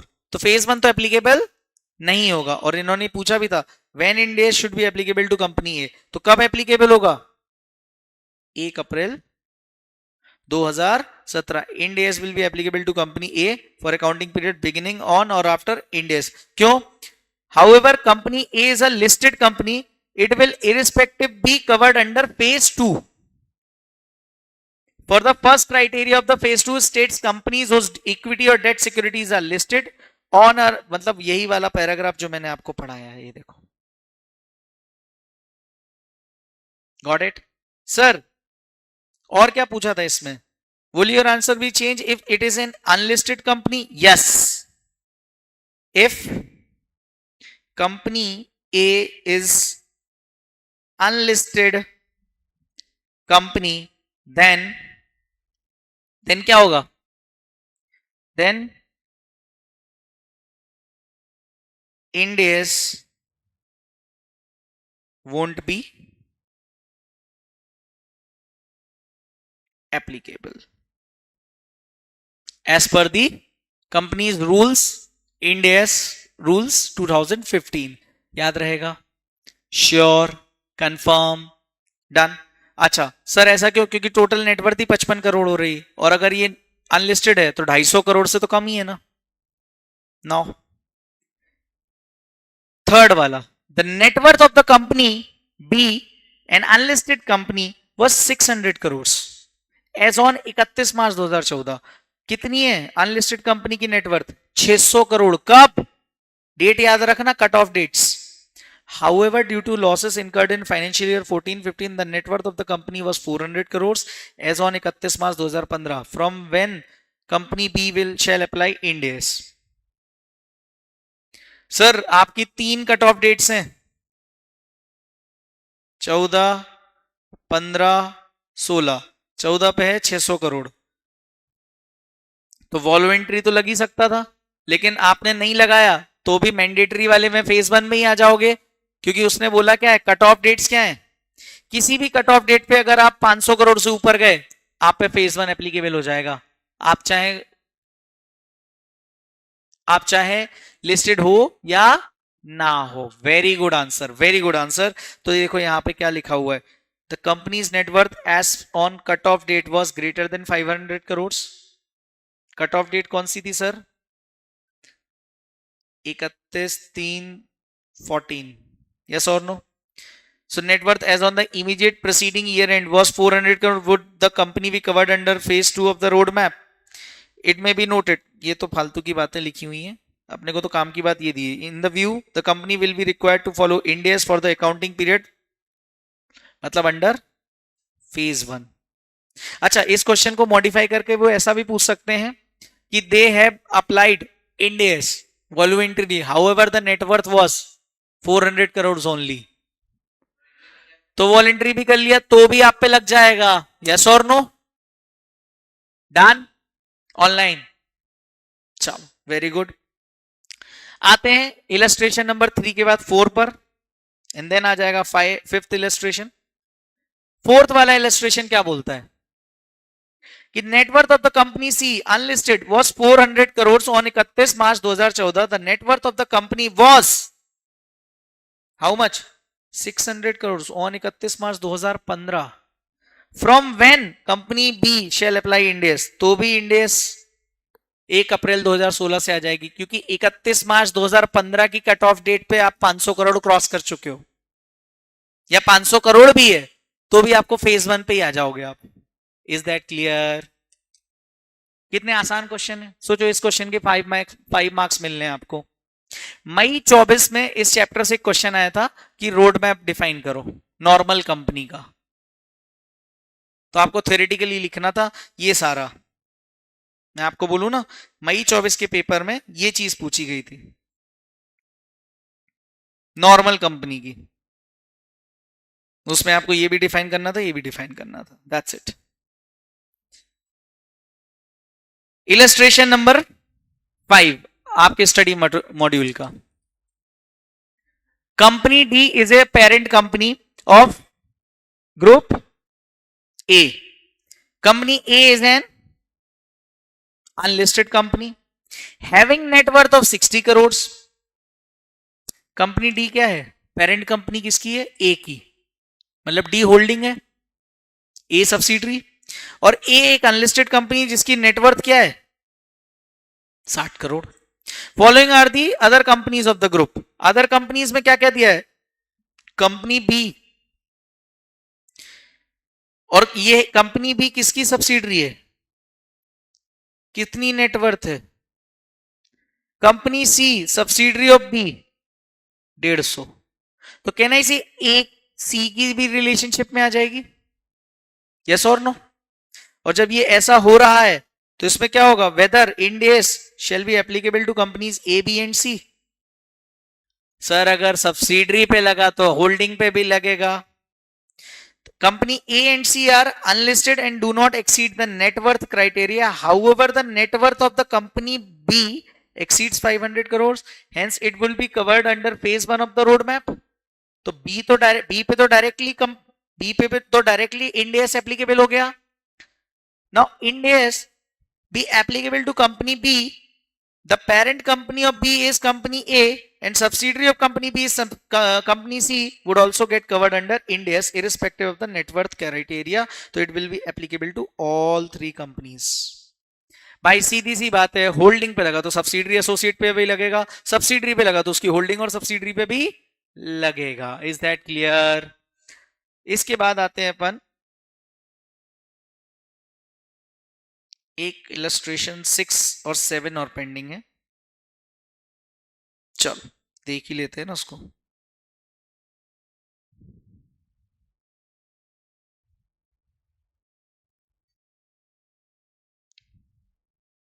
देख लो इसको यहीं पे. डी कंपनी है, उसकी एक सब्सिडरी है ई और एच. ई की एक और है आई और एफ और जी. All the companies in the above structure are unlisted company. The net worth of company E, company E कौन है? ये is 300 crores. And net worth of all other companies below 250 crores. To which company would Ind AS be applicable? तो देखो सीधी सी बात है. If Ind AS is applicable to a company, it will be applicable to its holding, subsidiary, associate and joint venture. ये तो rule है irrespective of the net worth criteria. Turnover ई का कितना है?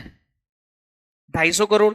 तो it will be covered under phase 2, क्योंकि phase 2 कब से एप्लीकेबल हो रहा है? 1 April 2017 as per the road map. Hence its subsidiary, मतलब इसकी जो सब्सिडरीज हैं ई की, इन पर और इन पर भी लग जाएगा.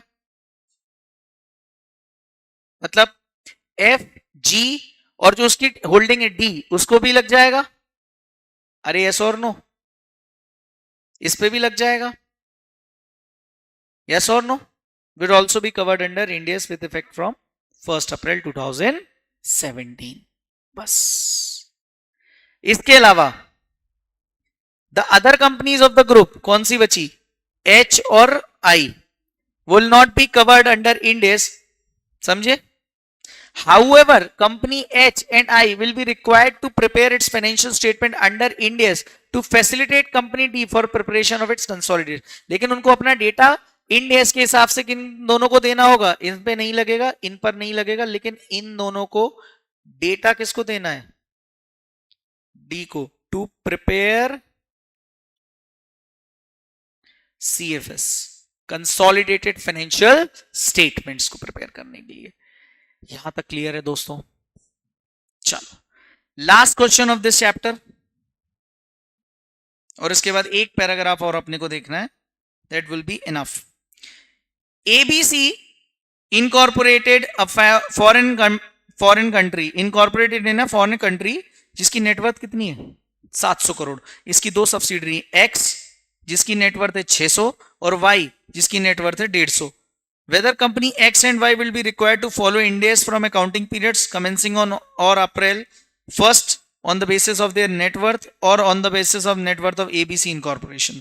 तो सीधी सी बात है, पहली बात तो X को तो प्रिपेयर करना ही पड़ेगा क्योंकि 600 करोड़ है नेटवर्थ, तो 1 अप्रैल 2016 से उस पर लग जाएगा.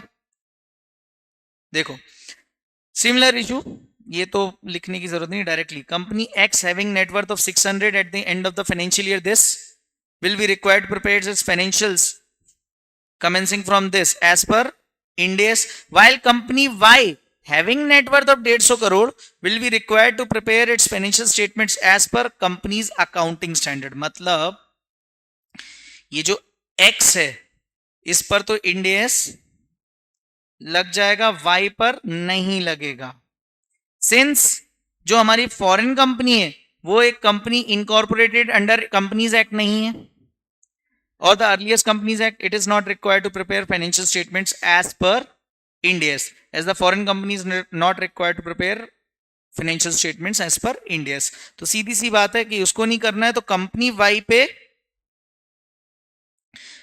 हाँ, लेकिन as the foreign company is not required to prepare financial statement based on Ind AS, the networth of foreign company ABC will not be on the basis for deciding whether Indian subsidiary X Limited and Y Limited are required to prepare. Basically, company X को तो अपने यहाँ Ind AS लग रहा है, Y को नहीं लग रहा है, लेकिन सिंस X का होल्डिंग कौन है? ABC इनकॉर्पोरेशन, जो फॉरेन कंपनी है, उस पर भी नहीं लग रहा है Ind AS. तो वाई पे भी नहीं लगेगा, लेकिन वाई पे एएस जरूर लगेगा, ठीक है। लेकिन अगर यही एक्स अगर होल्डिंग होता तो इनडायरेक्टली दोनों पे लग जाता, याद रखना, ठीक है। एनबीएफसी का अपन ने देख ही लिया। इसके बाद मॉड्यूल में अपना इस चैप्टर में सिर्फ रह जाएगा एक एनबीएफसी का क्वेश्चन। इसको मैं पीडीएफ में अटैच करके आप लोगों को लेक्चर के बाद भेज दूंगा, don't worry about it. Now as per the road map, India is applicable to Company X from the financial year 2017-18. Company X is a non-banking financial company, is a subsidiary of Y. Y is an unlisted NBFC having net worth of 400 crores. What would be the date of applicability of Ind AS for X and Y?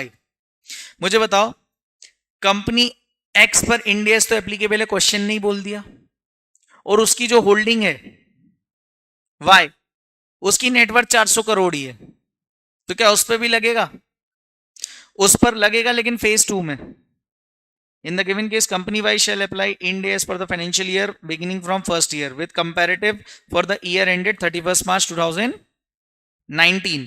Company X shall apply Ind AS in its statutory individual financial statement from financial year 17-18. However, for the purpose of consolidation, Company Y for the financial year 17-18, 18-19, Company X also prepares its individual financial statement as per AS. क्योंकि उसको AS तब तक लगेगा, AS के हिसाब से data क्यों बनाना पड़ेगा? X सुनो, जो X है उस पर तो Ind AS लग गया इनिशियली, ये देखो यहां पे लिखा है, लेकिन इन्होंने पूछा है if Ind AS applicability date for parent NBFC is different from the applicability date of corporate subsidiary, then how will be the consolidated financial statement of parent shall be prepared?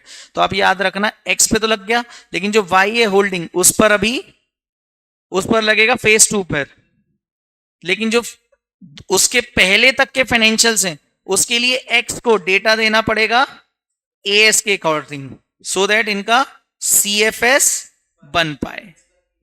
Yes yes yes, इनका data देना पड़ेगा CFS के लिए, किसको?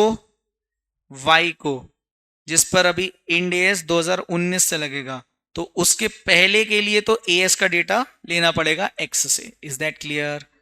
तो ये हमारा 8वां question भी हो गया।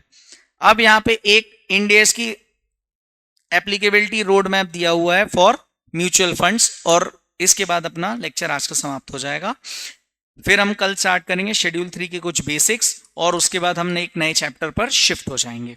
सो Ind AS road map for mutual funds में क्या बोला गया है कि इंडियन अकाउंटिंग स्टैंडर्ड्स 25 जनवरी की जो नोटिफिकेशन आई थी, किस पे? 25 जनवरी 2022 सेवी ने इशू की एक नोटिफिकेशन म्यूचुअल फंड्स के लिए, जिसमें बोला गया कि म्यूचुअल फंड स्कीम्स पे इंडियन अकाउंटिंग स्टैंडर्ड्स एप्लीकेबल हो जाएंगे, और उनको जो अपने फाइनेंशियल स्टेटमेंट्स बनाने हैं वो इंडियन अकाउंटिंग स्टैंडर्ड के हिसाब से बनाने हैं। और ये एडिशनली सेबी ने एक और डेट दी, नोटिफिकेशन दी 4 फरवरी को, provided certain guidelines on accounting with respect to Ind AS for mutual funds.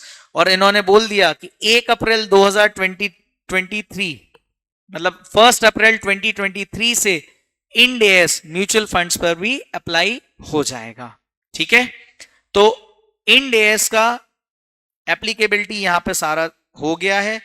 ये जो कॉर्पोरेट रेलेवेंट स्ट्रेटजी प्रोविजंस हैं, ये मैंने बीच बीच में इसलिए नहीं लिए बिकॉज ये कोई रेलेवेंट नहीं है, आप ऑलरेडी इनको पढ़ चुके हो, आप रेफरेंस के लिए इनको रीड कर सकते हो, एग्जाम पॉइंट ऑफ व्यू से बिल्कुल इंपॉर्टेंट नहीं है। बट यस, हमारा अब ये वाला पार्ट यहां पे रह गया है, और एक मैं आपको आज होमवर्क दूंगा जो आपको करके आना है, एक बार इसको पढ़ के जरूर आना। लिमिटेशंस ऑफ अकाउंटिंग स्टैंडर्ड्स, ये एक बार आप रीड करके आना। कल अपन इसकी रीडिंग एक लगा के और शेड्यूल 3 के डिवीजन 2 के बेसिक्स को समझ के, फॉर्मेट को समझ के नए चैप्टर पर चले जाएंगे, सो दैट इस बैच का हमारा कल तो पहला इंट्रोडक्शन, आज चैप्टर नंबर 1 ऑलमोस्ट खत्म हो गया है, बस हमारा कल इसका उठावना कर देंगे अपन। आई होप आपको आज का लेक्चर अच्छा लगा होगा, समझ में आया कि नहीं पूरा? लेट आए थे तुम, है ना? हाँ, online. Okay, thank you so much, thank you thank you. ठीक है, कल अपना टाइम सेम रहेगा, 8:15 से लेके 10 के अप्रॉक्स रहेगा। कभी हुआ, मैंने आपको बोला ना डेली 2 घंटे, और संडे को 2.5 और 3 आवर्स डेली। हमारी जर्नी 10 सितंबर तक पूरा फाइनेंशियल रिपोर्टिंग खत्म करने की है इस बार, 10 से 15, इसके ज्यादा नहीं जाएगा। Okay, so all the best, मिलते हैं कल, और जिनका रिजल्ट अवेटेड है उनको again all the very best. See you tomorrow, bye.